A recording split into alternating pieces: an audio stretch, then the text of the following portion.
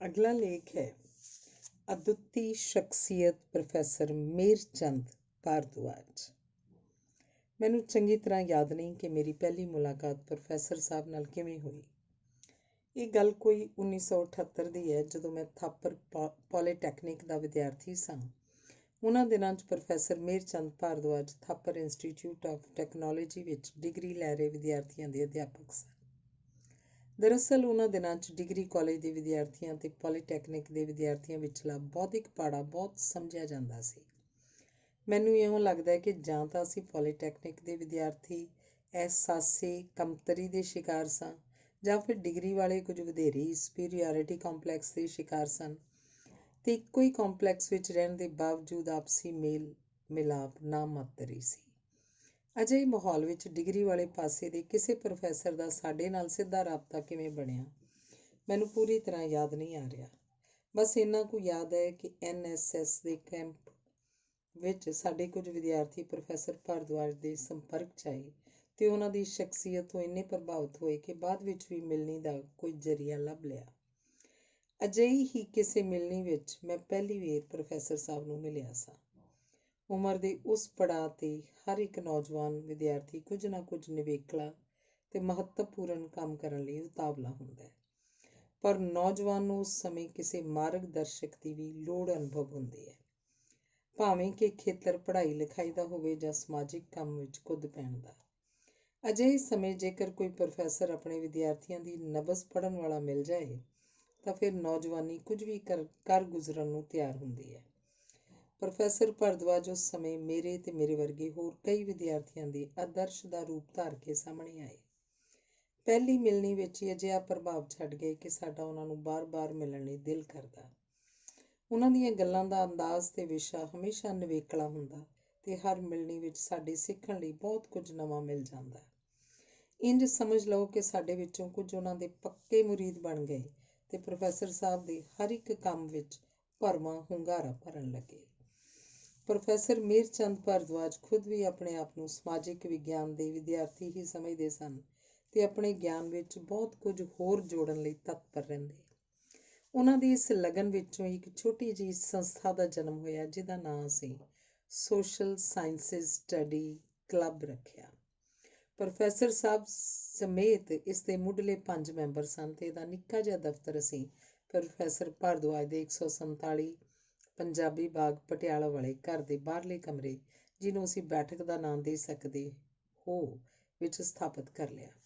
ਸ਼ਾਇਦ ਇਹ ਗੱਲ ਤੁਹਾਨੂੰ ਹੈਰਾਨਕੁਨ ਲੱਗੇ ਕਿ ਇਸ ਸੰਸਥਾ ਦੀ ਹਰ ਰੋਜ਼ ਹੀ ਜੰਗੀ ਪੱਧਰ 'ਤੇ ਮੀਟਿੰਗ ਹੋਣ ਲੱਗੀ, ਜਿਵੇਂ ਕਿਸੇ ਵੱਡੇ ਇਨਕਲਾਬ ਜਾਂ ਸੰਘਰਸ਼ ਦੀ ਤਿਆਰੀ 'ਚ ਅਸੀਂ ਲੋਕ ਜੁਟੇ ਹੋਈਏ। ਬਿਲਕੁਲ ਅਜਿਹਾ ਹੀ ਪ੍ਰੋਫੈਸਰ ਚਰਨਜੀਤ ਸਿੰਘ ਪੰਜਾਬੀ ਯੂਨੀਵਰਸਿਟੀ ਦੇ ਰਸ਼ੀਅਨ ਭਾਸ਼ਾ ਦੇ ਅਧਿਆਪਕ ਦਾ ਮੰਨਣਾ ਸੀ ਕਿ ਮੈਂ ਆਪਣੀ ਜ਼ਿੰਦਗੀ ਵਿੱਚ ਪਹਿਲੀ ਅਜਿਹੀ ਸੰਸਥਾ ਵੇਖੀ ਸੁਣੀ ਹੈ ਜਿਹਦੀ ਹਰ ਰਾਤ ਹੀ ਮੀਟਿੰਗ ਹੁੰਦੀ ਹੋਵੇ। ਮੈਂ ਤੇ ਮੇਰਾ ਇੱਕ ਹੋਰ ਦੋਸਤ ਰਣਬੀਰ ਆਹਲੂਵਾਲੀਆ ਸ਼ਾਮ ਨੂੰ ਰਸ਼ੀਅਨ ਭਾਸ਼ਾ ਦੀਆਂ ਕਲਾਸਾਂ ਲਾਉਂਦੇ ਸਾਂ, ਜਿੱਥੋਂ ਮੈਨੂੰ ਹਰ ਰੋਜ਼ ਆਪਣੀ ਕਲੱਬ ਦੀ ਮੀਟਿੰਗ ਵਿੱਚ ਪਹੁੰਚਣ ਦੀ ਕਾਹਲ ਹੁੰਦੀ ਸੀ।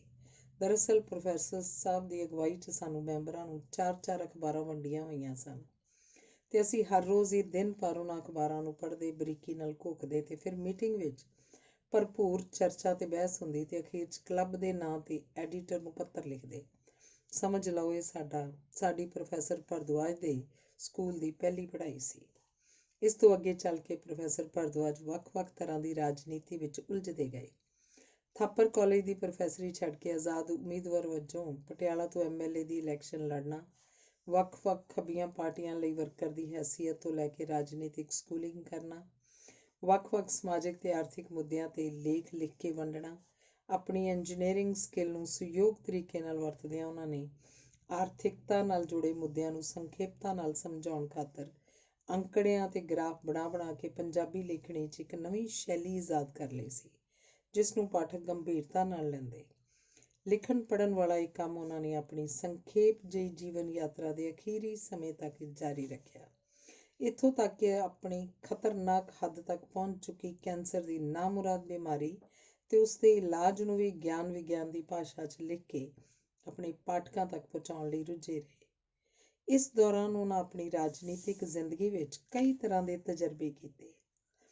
ਧਰਮ ਯੁੱਧ ਮੋਰਚੇ ਵਿੱਚ ਮੋਰਚਾ ਡਿਕਟੇਟਰ ਸੰਤ ਹਰਚੰਦ ਸਿੰਘ ਲੌਂਗੋਵਾਲ ਦੇ ਸਲਾਹਕਾਰ ਅਨੰਦਪੁਰ ਦੇ ਵਿਵਾਦਪੂਰਨ ਮਤੇ ਨੂੰ ਰਾਜਾਂ ਨੂੰ ਵੱਧ ਅਧਿਕਾਰ ਬਨਾਮ ਅਨੰਦਪੁਰ ਦਾ ਮਤਾ ਨਾਂ ਦਾ ਕਿਤਾਬਚਾ ਲਿਖ ਕੇ ਉਹਨਾਂ ਕੇਂਦਰ ਦੀ ਕਾਂਗਰਸੀ ਸਰਕਾਰ ਦੇ ਦੁਰਪ੍ਰਚਾਰ ਦਾ ਠੋਸ ਉੱਤਰ ਦਿੱਤਾ ਕਿ ਕਿਸੇ ਵੀ ਕਸਵੱਟੀ ਤੇ ਪਰਖਿਆ ਇਸ ਵਿੱਚ ਕੁਝ ਵੀ ਫਿਰਕੂ ਜਾਂ ਵੱਖਵਾਦੀ ਅਲੱਗਵਾਦੀ ਨਹੀਂ ਹੈ, ਜਿਹਾ ਕਿ ਸਮੇਂ ਦੀ ਸਰਕਾਰ ਪ੍ਰਚਾਰ ਰਹੀ ਸੀ।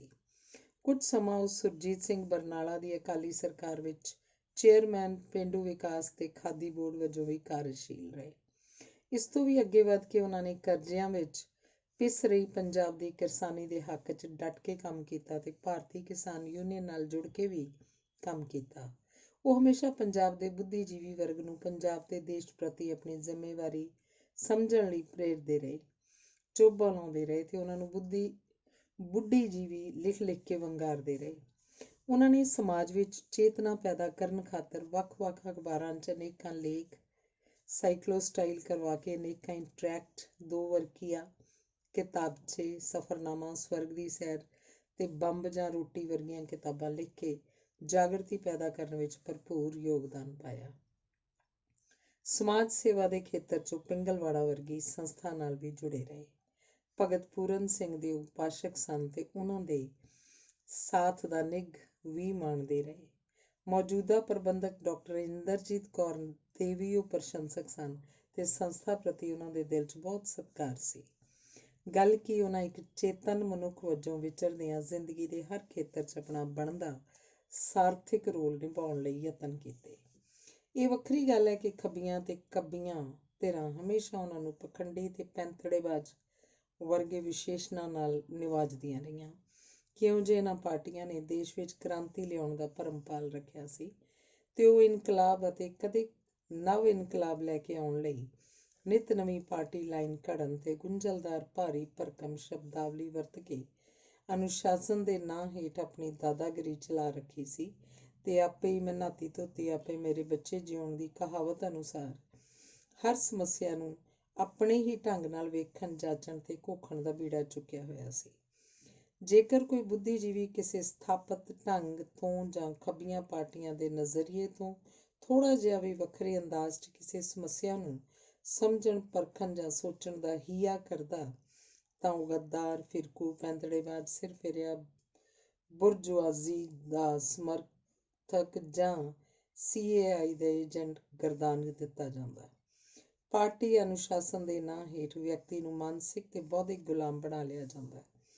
ਉਸ ਉੱਪਰ ਤਰ੍ਹਾਂ ਦੀਆਂ ਪਾਬੰਦੀਆਂ ਲਾ ਦਿੱਤੀਆਂ ਜਾਂਦੀਆਂ। ਖੱਬੀਆਂ ਪਾਰਟੀਆਂ ਨੇ ਅਜਿਹੀ ਸੋਚ ਦੇ ਚੱਲਦਿਆਂ ਬਹੁਤ ਸਾਰੇ ਬੁੱਧੀਜੀਵੀਆਂ ਦੀਆਂ ਸੇਵਾਵਾਂ ਗੁਆ ਲਈਆਂ। ਹੌਲੀ-ਹੌਲੀ ਲੋਕਾਂ ਨੇ ਉਹਨਾਂ ਦੀਆਂ ਨੀਤੀਆਂ ਤੋਂ ਕਿਨਾਰਾ ਕਰਨਾ ਆਰੰਭ ਦਿੱਤਾ ਤੇ ਅੱਜ ਅਸੀਂ ਉਹਨਾਂ ਦੀ ਦਸ਼ਾ ਤੇ ਦਿਸ਼ਾ ਬਾਰੇ ਸਾਰੇ ਹੀ ਜਾਣਦੇ ਹਾਂ। ਪੰਜਾਬ ਤੇ ਭਾਰਤ ਭਰ ਦੇ ਪ੍ਰਗਤੀਵਾਦੀ ਸਾਹਿਤਕਾਰ ਤੇ ਲੇਖਕ ਜੋ ਕਿਸੇ ਸਮੇਂ ਇਹਨਾਂ ਗਰੁੱਪਾਂ ਦੇ ਬਹੁਤ ਵੱਡੇ ਸਮਰਥਕ ਤੇ ਪ੍ਰਚਾਰਕ ਹੁੰਦੇ ਸਨ, ਉਹਨਾਂ ਦੀਆਂ ਨੀਤੀਆਂ ਤੋਂ ਦੁਖੀ ਹੋ ਕੇ ਸਾਥ ਛੱਡਦੇ ਗਏ ਤੇ ਅਖੀਰ 'ਚ ਆਵਾਮ ਵੀ ਪ੍ਰੋਫੈਸਰ ਭਾਰਦਵਾਜ ਵਰਗੀ ਆਜ਼ਾਦ ਤਬੀਅਤ ਸ਼ਖਸੀਅਤ ਕਦੋਂ ਅਜਿਹੀਆਂ ਪਾਬੰਦੀਆਂ ਸਹਿਣ ਕਰ ਸਕਦੀ ਸੀ। ਇਹ ਗਰੁੱਪ ਤਾਂ ਆਪਣੀਆਂ ਲਿਖਤਾਂ ਵੀ ਛਪਾਉਣ ਤੋਂ ਪਹਿਲਾਂ ਪਾਰਟੀ ਪਾਸੋਂ ਮਨਜ਼ੂਰ ਕਰਵਾਉਣ ਤੇ ਐਨ ਪਾਰਟੀ ਲਾਈਨ ਉੱਪਰ ਚੱਲ ਕੇ ਆਪਣੇ ਵਿਚਾਰਾਂ ਨੂੰ ਪ੍ਰਗਟਾਉਣ ਤੇ ਮੱਖੀ ਮਾਰਨ ਲਈ ਮਜਬੂਰ ਕਰਦੇ ਸਨ। ਜਦਕਿ ਸੱਚਾਈ ਇਹ ਹੈ ਕਿ ਲੋਕ ਸਮੱਸਿਆਵਾਂ ਦੀ ਪੇਤਲੀ ਜਿਹੀ ਵੀ ਸਮਝ ਇਹਨਾਂ ਕੋਲ ਨਹੀਂ ਸੀ। ਸਮੱਸਿਆਵਾਂ ਦੀ ਹੱਲ ਤਾਂ ਦੂਰ ਦੀ ਗੱਲ ਰਹੀ। ਜੇਕਰ ਪੰਜਾਬ ਬਾਰੇ ਹੀ ਗੱਲ ਕਰੀਏ ਤਾਂ ਪੰਜਾਬ ਵੱਡੇ ਦੁਖਾਂਤ ਵਿੱਚੋਂ ਗੁਜ਼ਰਿਆ, ਪਰ ਲੋਕ ਹਿਤੈਸ਼ੀ ਕਹਾਉਂਦੇ ਕਿਸੇ ਵੀ ਖੱਬੀ ਸੋਚ ਵਾਲੇ ਗਰੁੱਪ ਕੋਲ ਇਹਦੇ ਉਪਜਣ ਦੇ ਕਾਰਨ ਤੇ ਸਮਾਧਾਨ ਲਈ ਕੁਝ ਵੀ ਨਹੀਂ ਸੀ। ਸਗੋਂ ਹਕੀਕਤ ਵਿੱਚ ਇਹ ਲੋਕ ਵਿਰੋਧੀ ਪੈਂਤੜਾ ਅਪਣਾ ਕੇ ਪੰਜਾਬ ਦੀਆਂ ਦੁਸ਼ਮਣੀ ਤਾਕਤਾਂ ਦੇ ਹੱਕ ਵਿੱਚ ਜਾ ਖੜੀਆਂ ਹੋਈਆਂ ਸਨ ਤੇ ਪੰਜਾਬ ਦਾ ਭਾਰੀ ਨੁਕਸਾਨ ਕੀਤਾ। ਅਜਿਹੀਆਂ ਕਾਰਵਾਈਆਂ ਤੇ ਗਲਤੀਆਂ ਕਰਕੇ ਇਹ ਪੰਜਾਬ ਵਿੱਚੋਂ ਆਪਣਾ ਆਧਾਰ ਸਿਫਰ ਕਰ ਬੈਠੀਆਂ ਸਨ ਤੇ ਆਖਰੀ ਵੱਡੀ ਸੱਟ ਪਿਛਲੇ 30-40 ਵਰ੍ਹਿਆਂ ਦੇ ਮਜ਼ਬੂਤ ਕਿਲੇ ਬੰਗਾਲ ਵਿੱਚ ਹਾਲ ਵਿੱਚ ਹੀ ਖਾਧੀ ਹੈ, ਪਰ ਲੀਡਰਸ਼ਿਪ ਦਾ ਅੰਦਾਜ਼ ਤੇ ਵਰਤਾਓ 'ਚ ਕੋਈ ਸੁਧਾਰ ਨਹੀਂ ਆਇਆ। ਉਸ ਤਰ੍ਹਾਂ ਪ੍ਰੋਫੈਸਰ ਸਾਹਿਬ ਦੇ ਮਨ ਦਾ ਠਹਿਰਾਓ ਵੀ ਕਿਤੇ ਇੱਕ ਜਗ੍ਹਾ ਤੇ ਨਹੀਂ ਸੀ। ਉਹਨਾਂ ਦੇ ਵਿਚਾਰਾਂ 'ਚ ਕੁਝ ਨਾ ਕੁਝ ਉਧੇੜ ਬੁਣ ਹਮੇਸ਼ਾ ਹੀ ਚੱਲਦੀ ਰਹਿੰਦੀ। ਅਸੀਂ ਉਹਨਾਂ ਦੇ ਬਹੁਤ ਕਰੀਬੀ ਦੋਸਤ ਵੀ ਉਹਨਾਂ ਦੀ ਇਹ ਭਟਕਣਾ ਮਹਿਸੂਸ ਕਰਦੇ। ਕਦੀ ਉਹ ਮਾਰਕਸਵਾਦ ਨੂੰ ਭਾਰਤ ਦੀਆਂ ਤਮਾਮ ਉਲਝਣਾਂ ਦਾ ਹੱਲ ਸਮਝਦੇ, ਕਦੀ ਉਹ ਸਰ ਛੋਟੂ ਰਾਮ ਦੀ ਵਿਚਾਰਧਾਰਾ ਨੂੰ ਕਿਰਸਾਨੀ ਨਾਲ ਸੰਬੰਧਿਤ ਮੁਸ਼ਕਲਾਂ ਦਾ ਸਮਾਧਾਨ ਮੰਨ ਕੇ ਚੱਲਦੇ। ਅਗਲੀ ਮੁਲਾਕਾਤ ਵਿੱਚ ਉਹ ਗਾਂਧੀਵਾਦ ਦੀ ਗੱਲ ਕਰਨ ਲੱਗਦੇ। ਉਸ ਤੋਂ ਅਗਲੀ ਵੇਰ ਅਰਬਿੰਦੋ ਘੋਸ਼ ਦੀ ਫਿਲਾਸਫੀ ਤੋਂ ਪ੍ਰਭਾਵਿਤ ਹੋਏ ਲੱਗਦੇ। ਨਿੱਜੀ ਵਿਚਾਰ ਵਟਾਂਦਰੇ ਵਿੱਚ ਬਹੁਤ ਵੇਰ ਉਹ ਆਚਾਰੀਆ ਰਜਨੀਸ਼ ਦੇ ਵਿਚਾਰਾਂ ਦੀ ਪੁਸ਼ਟੀ ਕਰਦੇ। ਕਦੇ ਉਹ ਲਾਲਾ ਹਰਦਿਆਲ ਦੇ ਉਪਾਸ਼ਕ ਬਣੇ ਹੁੰਦੇ। ਵਿਚਾਰਾਂ ਦਾ ਇਹ ਟਕਰਾਓ, ਵਖਰੇਵਾਂ ਤੇ ਵਰਤਾਓ ਉਹਨਾਂ ਦੀ ਸ਼ਖਸੀਅਤ ਨੂੰ ਅਦਭੁਤ ਜਿਹੀ ਤੇ ਦੂਸਰਿਆਂ ਦੀ ਨਜ਼ਰ 'ਚ ਸ਼ੱਕੀ ਜਿਹਾ ਬਣਾ ਦਿੰਦਾ। ਇਹ ਵਿਭਿੰਨ ਪ੍ਰਕਾਰ ਦਾ ਬਹੁਤ ਜ਼ਿਆਦਾ ਸਾਹਿਤ ਪੜ੍ਹਨ ਦੀ ਰੁਚੀ ਕਰਕੇ ਵੀ ਕਿਹਾ ਜਾ ਸਕਦਾ ਹੈ। ਧਰਮ ਦੇ ਆਲੋਚਕ ਹੋਣ ਦੇ ਬਾਵਜੂਦ ਉਹ ਸਿੱਖ ਧਰਮ ਦੀ ਫਿਲਾਸਫੀ ਤੇ ਮਨੁੱਖੀ ਜੀਵਨ ਨਾਲ ਜੁੜੀਆਂ ਸੱਚਾਈਆਂ ਦੇ ਉਪਾਸ਼ਕ ਸਨ। ਹਿੰਦੂ ਬ੍ਰਾਹਮਣ ਪਰਿਵਾਰ 'ਚ ਪੈਦਾ ਹੋਏ ਪ੍ਰੋਫੈਸਰ ਸਾਹਿਬ ਹਿੰਦੂ ਰੀਤੀ ਰਿਵਾਜ਼ਾਂ ਤੇ ਕਰਮ ਕਾਂਡਾਂ ਦੇ ਬਹੁਤ ਕੱਟੜ ਵਿਰੋਧੀ ਹੋਣ ਦੇ ਬਾਵਜੂਦ ਹਿੰਦੂ ਸਮਾਜ ਦੇ ਸਾਧੂ ਸੰਤਾਂ ਤੇ ਅਖੌਤੀ ਸੁਆਮੀਆਂ ਵਰਗੇ ਭਗਵੇਂ ਪਹਿਰਾਵੇ ਨੂੰ ਆਪਣੀ ਪਛਾਣ ਬਣਾ ਚੁੱਕੇ ਸਨ। ਮਾਨਸਿਕ ਅਵਸਥਾ ਦਾ ਇਹ ਦਵੰਦ ਉਹਨਾਂ ਦੀ ਕਾਰਜਸ਼ੈਲੀ ਤੇ ਸਮਾਜਿਕ ਸੁਧਾਰਾਂ ਦੇ ਉਹਨਾਂ ਦੇ ਵਿਚਾਰਾਂ ਤੇ ਟੀਚਿਆਂ ਦੇ ਵਿਪਰੀਤ ਅਨੁਭਵ ਹੁੰਦਾ। ਕਿਰਸਾਣੀ ਨਾਲ ਦੂਰ ਦਾ ਰਿਸ਼ਤਾ ਨਾ ਹੁੰਦਿਆਂ ਵੀ ਉਹ ਹਮੇਸ਼ਾ ਕਿਰਸਾਣੀ ਦੀਆਂ ਮੁਸ਼ਕਲਾਂ ਪ੍ਰਤੀ ਚਿੰਤਾਗ੍ਰਸਤ ਰਹਿੰਦੇ। ਸਿੱਖ ਨਾ ਹੋ ਕੇ ਵੀ ਪੰਥ ਨੂੰ ਖਤਰੇ ਦਾ ਰਾਗ ਲਾਪਣ ਵਾਲੀ ਅਕਾਲੀ ਪਾਰਟੀ ਨਾਲ ਨੇੜਤਾ ਵੀ ਅਜੀਬ ਵਰਤਾਰਾ ਲੱਗਦੀ। ਉਹ ਵੀ ਉਸ ਸਮੇਂ ਜਦੋਂ ਅਖੌਤੀ ਸਿੱਖ ਆਤੰਕਵਾਦ ਆਪਣੀਆਂ ਜੜ੍ਹਾਂ ਪਸਾਰ ਰਿਹਾ ਸੀ। ਆਪਰੇਸ਼ਨ ਨੀਲਾ ਤਾਰਾ ਵੇਲੇ ਉਹ ਇੰਗਲੈਂਡ 'ਚ ਸਨ, ਜਿੱਥੇ ਉਹਨਾਂ ਨੇ ਖਾਲਿਸਤਾਨੀ ਸਮਰਥਕਾਂ ਨਾਲ ਇੱਕ ਵੱਡੇ ਵਿਰੋਧ ਪ੍ਰਦਰਸ਼ਨ 'ਚ ਹਿੱਸਾ ਲਿਆ। ਇਸ ਖਾਲਿਸਤਾਨੀ ਮੁਜ਼ਾਹਰੇ ਦੀ ਅਗਵਾਈ ਕਰਦੇ ਇੱਕ ਹਿੰਦੂ ਲੀਡਰ ਨੇ ਲੋਕਾਂ ਦਾ ਧਿਆਨ ਖਿੱਚਿਆ ਤੇ ਇੰਡੀਆ ਟੁਡੇ ਵਰਗੇ ਵੱਡੇ ਮੈਗਜ਼ੀਨ ਨੇ ਟਾਈਟਲ ਤੇ ਇਸ ਜਲੂਸ ਦੀ ਅਗਵਾਈ ਕਰਦੇ ਪ੍ਰੋਫੈਸਰ ਭਾਰਦਵਾਜ ਦੀਆਂ ਤਸਵੀਰਾਂ ਛਾਪ ਕੇ ਟਿੱਪਣੀ ਕੀਤੀ ਤੇ ਨੋਟਿਸ ਲਿਆ। ਉਹਨਾਂ ਦੇ ਦੋਸਤਾਂ ਮਿੱਤਰਾਂ ਦਾ ਘੇਰਾ ਇੰਨਾ ਵਿਸ਼ਾਲ ਸੀ ਕਿ ਦੁਨੀਆ ਦੇ ਹਰ ਕੋਨੇ 'ਚ ਉਹਨਾਂ ਨਾਲ ਨਿੱਜੀ ਸਾਂਝ ਵਾਲਾ ਕੋਈ ਨਾ ਕੋਈ ਵਿਅਕਤੀ ਮੌਜੂਦ ਹੁੰਦਾ। ਹਾਲੈਂਡ ਦੇ ਸਰਦਾਰ ਜਸਬੀਰ ਸਿੰਘ, ਇੰਗਲੈਂਡ ਦੇ ਸਰਦਾਰ ਅਜੀਤ ਸਿੰਘ ਜੌਲ ਵਰਗੇ ਹੋਰ ਅਨੇਕਾਂ ਸੱਜਣ ਵਿਦੇਸ਼ਾਂ 'ਚ ਰਹਿੰਦਿਆਂ ਪ੍ਰੋਫੈਸਰ ਭਾਰਦਵਾਜ ਦੇ ਵਿਚਾਰਾਂ ਦੇ ਸਮਰਥਕ ਹੋਣ ਦੇ ਨਾਲ ਨਾਲ ਨਿੱਜੀ ਜ਼ਿੰਦਗੀ ਦੇ ਹਰ ਔਖੇ ਸੌਖੇ ਸਮੇਂ ਭਾਰਦਵਾਜ ਨਾਲ ਖੜੇ ਸਨ। ਅਜਿਹੇ ਦੋਸਤਾਂ ਤੇ ਪ੍ਰੋਫੈਸਰ ਭਾਰਦਵਾਜ ਹਮੇਸ਼ਾ ਰਸ਼ਕ ਕਰਦੇ ਤੇ ਉਹਨਾਂ ਬਾਰੇ ਦੂਸਰੇ ਤਮਾਮ ਮਿੱਤਰਾਂ ਨੂੰ ਦੱਸਦੇ ਰਹਿੰਦੇ। ਤੇ ਅੱਜ ਵੀ ਅਸੀਂ ਮਹਿਸੂਸ ਕਰਦੇ ਹਾਂ ਕਿ ਪ੍ਰੋਫੈਸਰ ਭਾਰਦਵਾਜ ਦੇ ਵਿਚਾਰਾਂ ਵਿੱਚ ਦੇ ਸਮਰਥਕ ਦੋਸਤ ਇੱਕ ਚੰਗੇ ਮਿੱਤਰ ਪਰਿਵਾਰ ਵਾਂਗ ਇੱਕ ਦੂਸਰੇ ਦੇ ਦੁੱਖ ਸੁੱਖ 'ਚ ਭਾਈਵਾਲ ਹਨ। ਤੇ ਜਦੋਂ ਕਦੀ ਵੀ ਮਿਲਾਪ ਹੁੰਦਾ ਹੈ ਤਾਂ ਉਸ ਦਰਵੇਸ਼ ਰੂਹ ਦੀਆਂ ਯਾਦਾਂ ਤਰੋ-ਤਾਜ਼ਾ ਹੋ ਜਾਂਦੀਆਂ ਹਨ। ਜੀਵਨ ਦੀਆਂ ਬਹੁਤ ਜ਼ਰੂਰੀ ਲੋੜਾਂ ਨੂੰ ਛੱਡ ਕੇ ਹਰ ਤਰ੍ਹਾਂ ਦੇ ਤਿਆਗ ਦੀ ਮੂਰਤ ਸਨ ਪ੍ਰੋਫੈਸਰ ਭਾਰਦਵਾਜ। ਕਈ ਵੇਰ ਤਾਂ ਉਹਨਾਂ ਦਾ ਤਿਆਗ ਆਦਰਸ਼ਵਾਦ ਦੀ ਆਖਰੀ ਹੱਦ ਨੂੰ ਛੂਹ ਲੈਂਦਾ। ਇੱਕ ਵਾਰ ਉਹਨਾਂ ਨੂੰ ਕਿਸੇ ਸਾਹਿਤਕ ਸੰਸਥਾ ਨੇ ਇੱਕ ਸਮਾਗਮ ਵਿੱਚ 500 ਰੁਪਇਆ ਸਨਮਾਨ ਵਜੋਂ ਦਿੱਤਾ, ਪਰ ਉਹਨਾਂ ਨੇ ਉਹ ਪੈਸੇ ਉਸੇ ਹੀ ਸਮੇਂ ਉੱਥੇ ਹਾਜ਼ਰ ਮਰਹੂਮ ਸੰਤ ਰਾਮ ਉਦਾਸੀ ਦੀ ਬੇਟੀ ਕ੍ਰਾਂਤੀ ਉਦਾਸੀ ਨੂੰ ਦੇ ਦਿੱਤੇ। ਸਨਮਾਨ ਸਮਾਰੋਹ ਤੋਂ ਬਾਅਦ ਦੇਰ ਰਾਤ ਨੂੰ ਆਪਣੇ ਵਰਗੇ ਹੋਰ ਸਾਥੀਆਂ ਨਾਲ ਮੋਹਾਲੀ ਤੋਂ ਪੈਦਲ ਚੰਡੀਗੜ੍ਹ ਆਪਣੇ ਅਸਥਾਈ ਜਿਹੀ ਰਿਹਾਇਸ਼ 'ਤੇ ਪਹੁੰਚੇ, ਕਿਉਂਕਿ ਕਿਸੇ ਦੀ ਵੀ ਜੇਬ 'ਚ ਆਟੋ ਰਿਕਸ਼ਾ ਦਾ ਕਿਰਾਇਆ ਨਹੀਂ ਸੀ। ਇਸ ਤਰ੍ਹਾਂ ਦੀਆਂ ਅਨੇਕਾਂ ਮਿਸਾਲਾਂ ਉਹਨਾਂ ਦੀ ਜ਼ਿੰਦਗੀ ਨਾਲ ਜੁੜੀਆਂ ਹੋਈਆਂ ਹਨ, ਜੋ ਉਹਨਾਂ ਨੂੰ ਆਮ ਇਨਸਾਨ ਤੋਂ ਕੁਝ ਹਟ ਕੇ ਵੱਖਰਾ ਫਕਰ ਤਬੀਅਤ ਦਾ ਮਾਲਕ ਵਿਅਕਤੀ ਦਰਸਾਉਂਦੀਆਂ ਹਨ। ਇੰਜੀਨੀਅਰਿੰਗ ਕਾਲਜ ਦੇ ਉਹਨਾਂ ਦੇ ਪੁਰਾਣੇ ਸਾਥੀ ਚੰਗੀਆਂ ਨੌਕਰੀਆਂ 'ਤੇ ਬਿਰਾਜਮਾਨ ਹਨ। ਇਸ ਕਰਕੇ ਲੋੜ ਅਨੁਸਾਰ ਆਪਣਾ ਕੰਮ ਜਾਰੀ ਰੱਖਣ ਲਈ ਪੈਸੇ ਧੇਲੇ ਦੀ ਕੋਈ ਰੁਕਾਵਟ ਉਹਨਾਂ ਅੱਗੇ ਨਹੀਂ ਸੀ ਆਉਂਦੀ। ਬਹੁਤ ਵਾਰ ਉਹ ਸਾਰਾ ਦਿਨ ਆਪਣੇ ਦੋਸਤਾਂ ਤੋਂ ਕਿਸੇ ਬਹੁਤ ਜ਼ਰੂਰੀ ਕੰਮ ਲਈ, ਜੋ ਅਕਸਰ ਹਰ ਵਾਰ ਨਵਾਂ ਪ੍ਰੋਜੈਕਟ ਹੀ ਹੁੰਦਾ, ਲਈ ਧਨ ਇਕੱਠਾ ਕਰਦੇ ਰਹਿੰਦੇ ਤੇ ਸ਼ਾਮ ਹੁੰਦਿਆਂ ਉਹਨਾਂ ਦੀਆਂ ਤਰਜੀਹਾਂ ਤੇ ਵਿਚਾਰ ਬਦਲ ਜਾਂਦੇ ਤੇ ਉਹ ਪੈਸੇ ਕਿਸੇ ਹੋਰ ਲੋੜਵੰਦ ਦੀ ਮਦਦ ਲਈ ਦੇ ਦਿੰਦੇ। ਖੁਦ ਮੇਰੇ ਨਾਲ ਕਈ ਵਾਰ ਅਜਿਹਾ ਹੀ ਹੋਇਆ। ਜਦੋਂ ਮੈਂ ਆਪਣੀ ਰਿਹਾਇਸ਼ ਆਪਣੇ ਪਿੰਡ ਦੀ ਰੱਖੀ ਹੋਈ ਸੀ ਤੇ ਖੇਤੀ ਦਾ ਪੁਸ਼ਤੈਨੀ ਕਾਰੋਬਾਰ ਨੌਕਰੀ ਦੇ ਨਾਲ ਨਾਲ ਚੱਲ ਰਿਹਾ ਸੀ, ਅਚਾਨਕ ਪ੍ਰੋਫੈਸਰ ਸਾਹਿਬ ਆਪ ਉਧਾਰਦੇ ਤੇ ਪੁੱਛਦੇ, ਜਗੀਰਦਾਰਾ, ਮਜ਼ਾਕ ਨਾਲ ਮੈਨੂੰ ਇਹ ਨਾਂ ਉਹਨਾਂ ਨੇ ਦੇ ਰੱਖਿਆ ਸੀ, ਇਸ ਸਾਲ ਫਿਰ ਕਣਕ ਕਿੰਨੇ ਦੀ ਹੋਈ? ਬਥੇਰੀ, ਗੁਜ਼ਾਰੇ ਜੋਗੀ, ਮੈਂ ਕਹਿੰਦਾ, ਤੇ ਮੇਰਾ ਹਿੱਸਾ?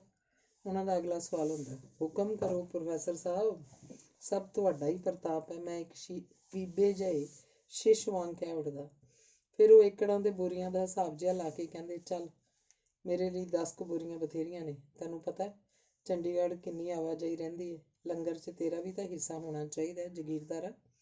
ਮੈਨੂੰ ਭਾਵੇਂ ਪਹਿਲਾਂ ਹੀ ਉਹਨਾਂ ਦੇ ਅਗਲੇ ਸਵਾਲ ਦਾ ਪਤਾ ਹੁੰਦਾ, ਪਰ ਮੈਂ ਕਹਿੰਦਾ ਠੀਕ ਹੈ ਪ੍ਰੋਫੈਸਰ ਸਾਹਿਬ, ਲੈ ਜਾਓ ਆਪਣਾ ਹਿੱਸਾ।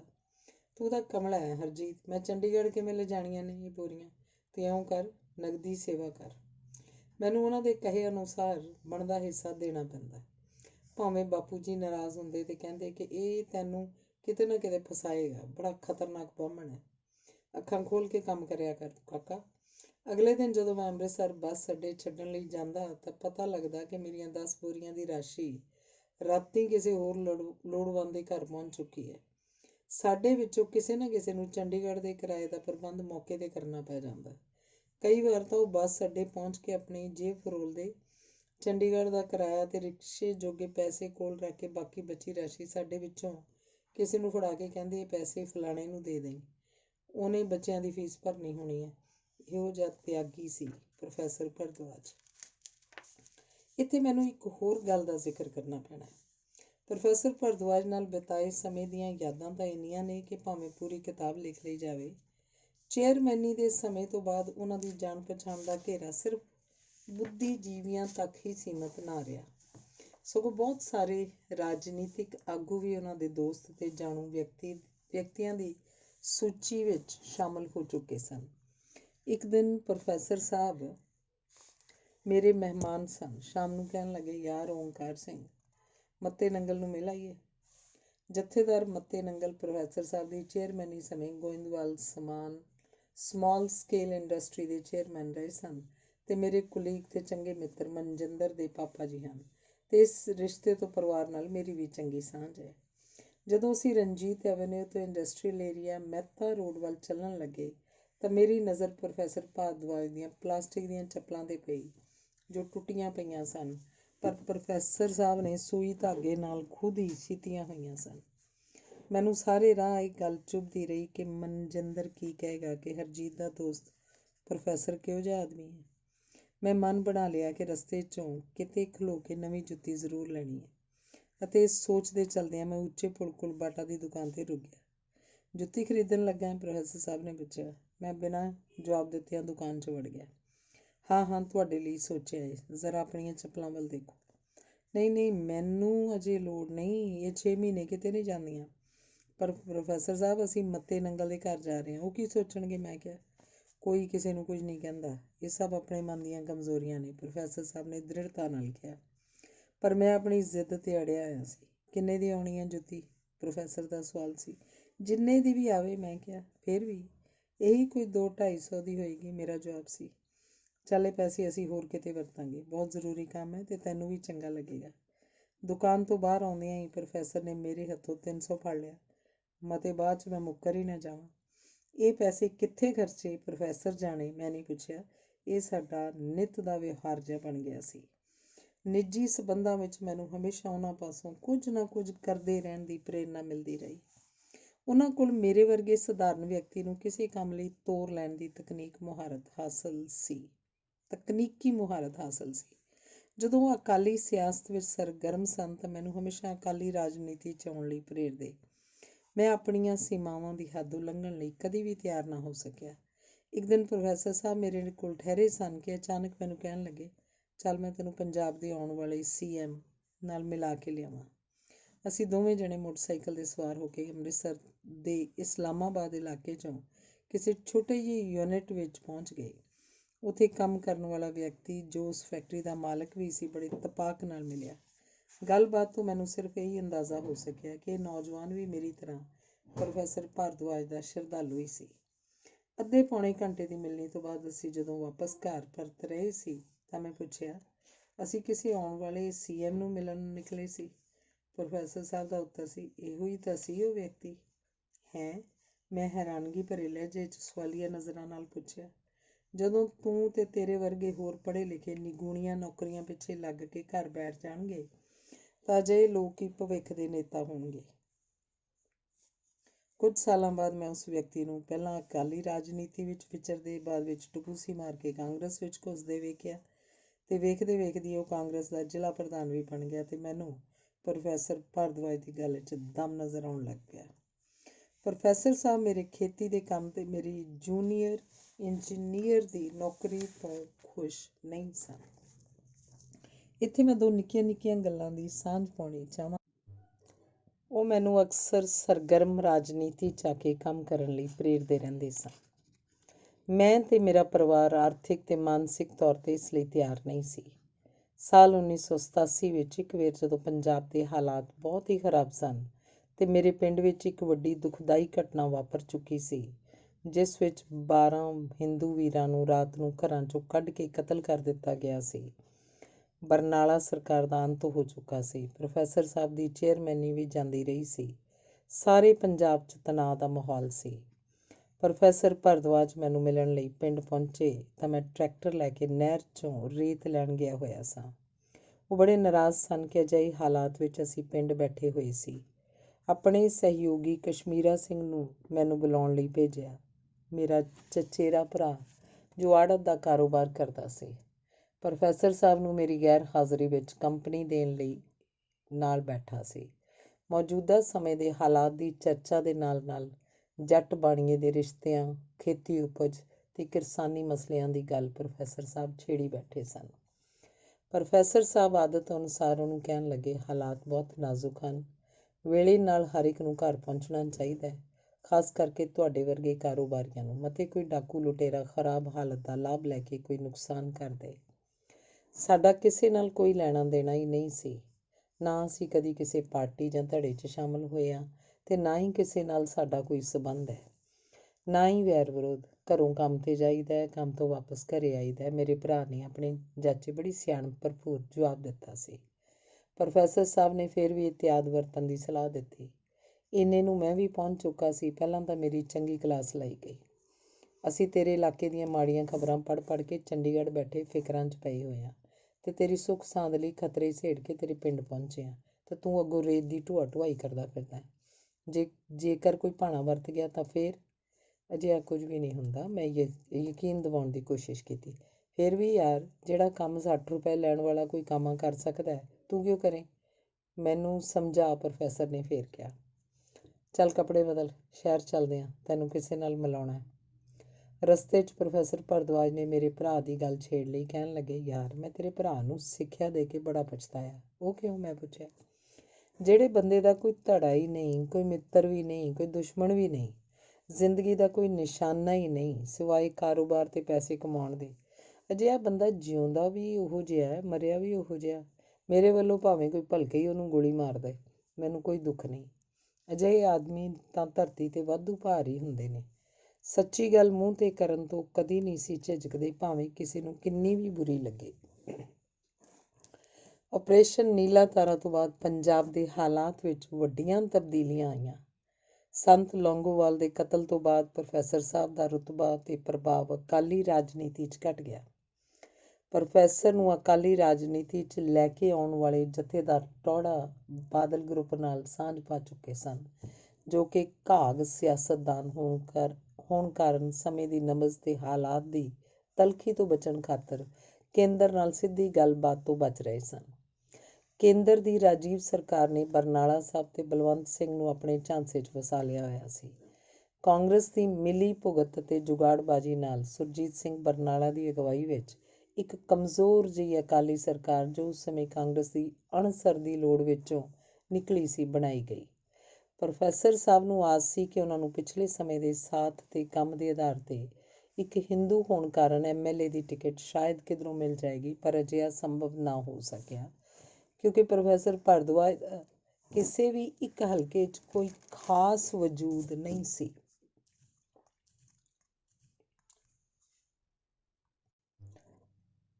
ਦੂਸਰਾ, ਸਿਆਸਤ ਦੇ ਆਪਣੇ ਨਿਵੇਕਲੇ ਰੰਗ ਤੇ ਤਰਜੀਹਾਂ ਹੁੰਦੀਆਂ ਹਨ, ਜੋ ਸਮੇਂ ਦੀਆਂ ਪ੍ਰਸਥਿਤੀਆਂ ਦੇ ਅਨੁਕੂਲ ਹੀ ਚੱਲਦੀਆਂ ਹਨ। ਹਾਲਾਤ ਦਾ ਲਾਭ ਕਸਤੂਰੀ ਲਾਲ ਤੇ ਬੀਬੀ ਵਿਨੋਦ ਚੱਡਾ ਨੂੰ ਮਿਲ ਗਿਆ। ਫਿਰ ਵੀ ਬਰਨਾਲਾ ਸਾਹਿਬ ਦੇ ਸਮੇਂ ਕੁਝ ਸਮੇਂ ਲਈ ਉਹਨਾਂ ਨੂੰ ਚੇਅਰਮੈਨ ਪੇਂਡੂ ਵਿਕਾਸ ਤੇ ਖਾਦੀ ਗ੍ਰਾਮ ਉਦਯੋਗ ਲਾਇਆ ਗਿਆ। ਪ੍ਰੋਫੈਸਰ ਸਾਹਿਬ ਦੀ ਚੇਅਰਮੈਨੀ ਦੇ ਸਮੇਂ ਬਹੁਤ ਸਾਰੀਆਂ ਘਟਨਾਵਾਂ ਤੇ ਗੱਲਾਂ ਮੇਰੇ ਚੇਤੇ 'ਚ ਵਸੀਆਂ ਹੋਈਆਂ ਹਨ, ਕੁਝ ਇੱਕ ਮਿੱਠੀਆਂ ਤੇ ਕੁਝ ਇੱਕ ਖੱਟੀਆਂ। ਮਿੱਠੀਆਂ ਦੀ ਗੱਲ ਪਹਿਲਾਂ ਕਰ ਲਈਏ। ਜਦੋਂ ਮੈਂ ਆਪਣੇ ਕੁਝ ਦੋਸਤਾਂ ਨਾਲ ਪਹਿਲੀ ਵਾਰ ਵਧਾਈ ਦੇਣ ਗਿਆ ਤਾਂ ਰਸਮੀ ਗੱਲਾਂ ਬਾਤਾਂ ਤੋਂ ਬਾਅਦ ਪ੍ਰੋਫੈਸਰ ਸਾਹਿਬ ਨੇ ਮੇਰੇ ਸਾਰੇ ਸਾਥੀਆਂ ਨੂੰ ਬਾਹਰ ਬੈਠਣ ਲਈ ਕਿਹਾ, ਕਿਉਂਕਿ ਉਹ ਮੇਰੇ ਨਾਲ ਕੁਝ ਜ਼ਰੂਰੀ ਗੱਲ ਇਕਾਂਤ ਵਿੱਚ ਕਰਨੀ ਚਾਹੁੰਦੇ ਸਨ। ਸਾਰਿਆਂ ਦੇ ਬਾਹਰ ਜਾਣ ਬਾਅਦ ਉਹਨਾਂ ਦਫ਼ਤਰ ਦੇ ਦਰਵਾਜ਼ੇ ਦੀ ਕੁੰਡੀ ਅੰਦਰੋਂ ਲਾ ਲਈ ਤੇ ਮੈਨੂੰ ਮੁਖਾਤਿਬ ਹੁੰਦੇ ਕਹਿਣ ਲੱਗੇ, ਤੂੰ ਕੀ ਲੀਡਰਾਂ ਦੀ ਤਰ੍ਹਾਂ ਦੋਸਤਾਂ ਦਾ ਲਾਮ ਲਸ਼ਕਰ ਲੈ ਕੇ ਫਿਰਦਾ? ਤੂੰ ਕਿਹੜੀ ਕੋਈ ਚੋਣ ਲੜਨੀ ਹੈ? ਮੈਨੂੰ ਉਹਨਾਂ ਦਾ ਵਤੀਰਾ ਤੇ ਗੱਲ ਚੁਭਵੀਂ ਮਹਿਸੂਸ ਹੋ ਰਹੀ ਸੀ। ਫਿਰ ਅਚਾਨਕ ਪ੍ਰੋਫੈਸਰ ਸਾਹਿਬ ਆਪਣੀ ਕੁਰਸੀ ਤੋਂ ਉੱਠੇ ਤੇ ਮੈਨੂੰ ਬਾਹੋਂ ਫੜ ਕੇ ਚੇਅਰਮੈਨ ਵਾਲੀ ਕੁਰਸੀ ਤੇ ਮੇਰੇ ਨਾ ਕਰਦਿਆਂ ਧੱਕੇ ਨਾਲ ਬਿਠਾ ਦਿੱਤਾ ਤੇ ਕਹਿਣ ਲੱਗੇ, ਮੈਂ ਤੈਨੂੰ ਅਜਿਹੀ ਕਿਸੇ ਥਾਂ ਤੇ ਵੇਖਣਾ ਚਾਹੁੰਦਾ। ਇਸ ਤੋਂ ਬਾਅਦ ਜਦੋਂ ਕਦੀ ਵੀ ਮੈਂ ਉਹਨਾਂ ਦੀ ਚੇਅਰਮੈਨੀ ਦੇ ਦੌਰ ਵਿੱਚ ਚੰਡੀਗੜ੍ਹ ਮਿਲਣ ਗਿਆ, ਉਹ ਸਾਰੀ ਰਾਤ ਮੇਰੇ ਨਾਲ ਗੱਪਾਂ ਮਾਰਦੇ ਰਹਿੰਦੇ ਤੇ ਕਹਿੰਦੇ, ਅੱਜ ਮੈਂ ਤੈਨੂੰ ਸੌਣ ਨਹੀਂ ਦੇਣਾ, ਭਾਵੇਂ ਰਾਤੀਂ 10 ਵਾਰ ਤੈਨੂੰ ਚਾਹ ਬਣਾ ਕੇ ਪਿਆਉਣੀ ਪਵੇ। ਤੇ ਅਜਿਹਾ ਹੀ ਅਕਸਰ ਉਹ ਕਰਦੇ ਵੀ। ਇਹਨਾਂ ਹੀ ਦਿਨਾਂ ਦੀ ਇੱਕ ਹੋਰ ਅਜੀਬ ਗੱਲ ਮੇਰੇ ਚੇਤੇ 'ਚ ਵਸੀ ਹੋਈ ਹੈ। ਉਹ ਇਹ ਕਿ ਮੈਂ ਪ੍ਰਸਿੱਧ ਨਾਟਕਕਾਰ ਭਾਜੀ ਗੁਰਸ਼ਰਨ ਸਿੰਘ ਜੀ ਨੂੰ ਮਿਲਣ ਲਈ ਗਿਆ। ਭਾਜੀ ਪਟਿਆਲੇ ਵਾਲੇ ਦਿਨਾਂ ਤੋਂ ਸਾਡੀ ਸਾਰੀ ਟੀਮ ਨੂੰ ਜਾਣਦੇ ਤੇ ਸਾਡੇ ਕੰਮ ਨੂੰ ਪਸੰਦ ਕਰਦੇ ਸਨ।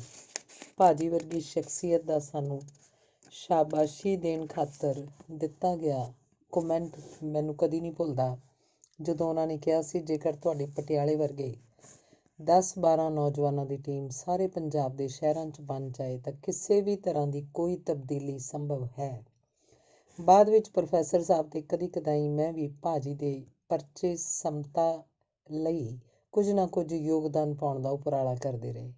ਇਸ ਕਰਕੇ ਭਾਜੀ ਗੁਰਸ਼ਰਨ ਸਿੰਘ ਹੋਰਾਂ ਨੂੰ ਪ੍ਰੋਫੈਸਰ ਨਾਲ ਮੇਰੀ ਨੇੜਤਾ ਦਾ ਵੀ ਪਤਾ ਸੀ। ਭਾਜੀ ਮੈਨੂੰ ਕਹਿਣ ਲੱਗੇ ਕਿ ਤੇਰਾ ਦੋਸਤ ਭਰਦਵਾਜ ਬੜਾ ਭਾਵੁਕ ਜਿਹਾ ਆਦਮੀ ਹੈ। ਭਾਵੇਂ ਮੈਨੂੰ ਉਹਦੀ ਰਾਜਨੀਤੀ ਬਹੁਤੀ ਪਸੰਦ ਨਹੀਂ, ਪਰ ਫਿਰ ਵੀ ਉਹ ਭਲਾ ਆਦਮੀ ਹੈ।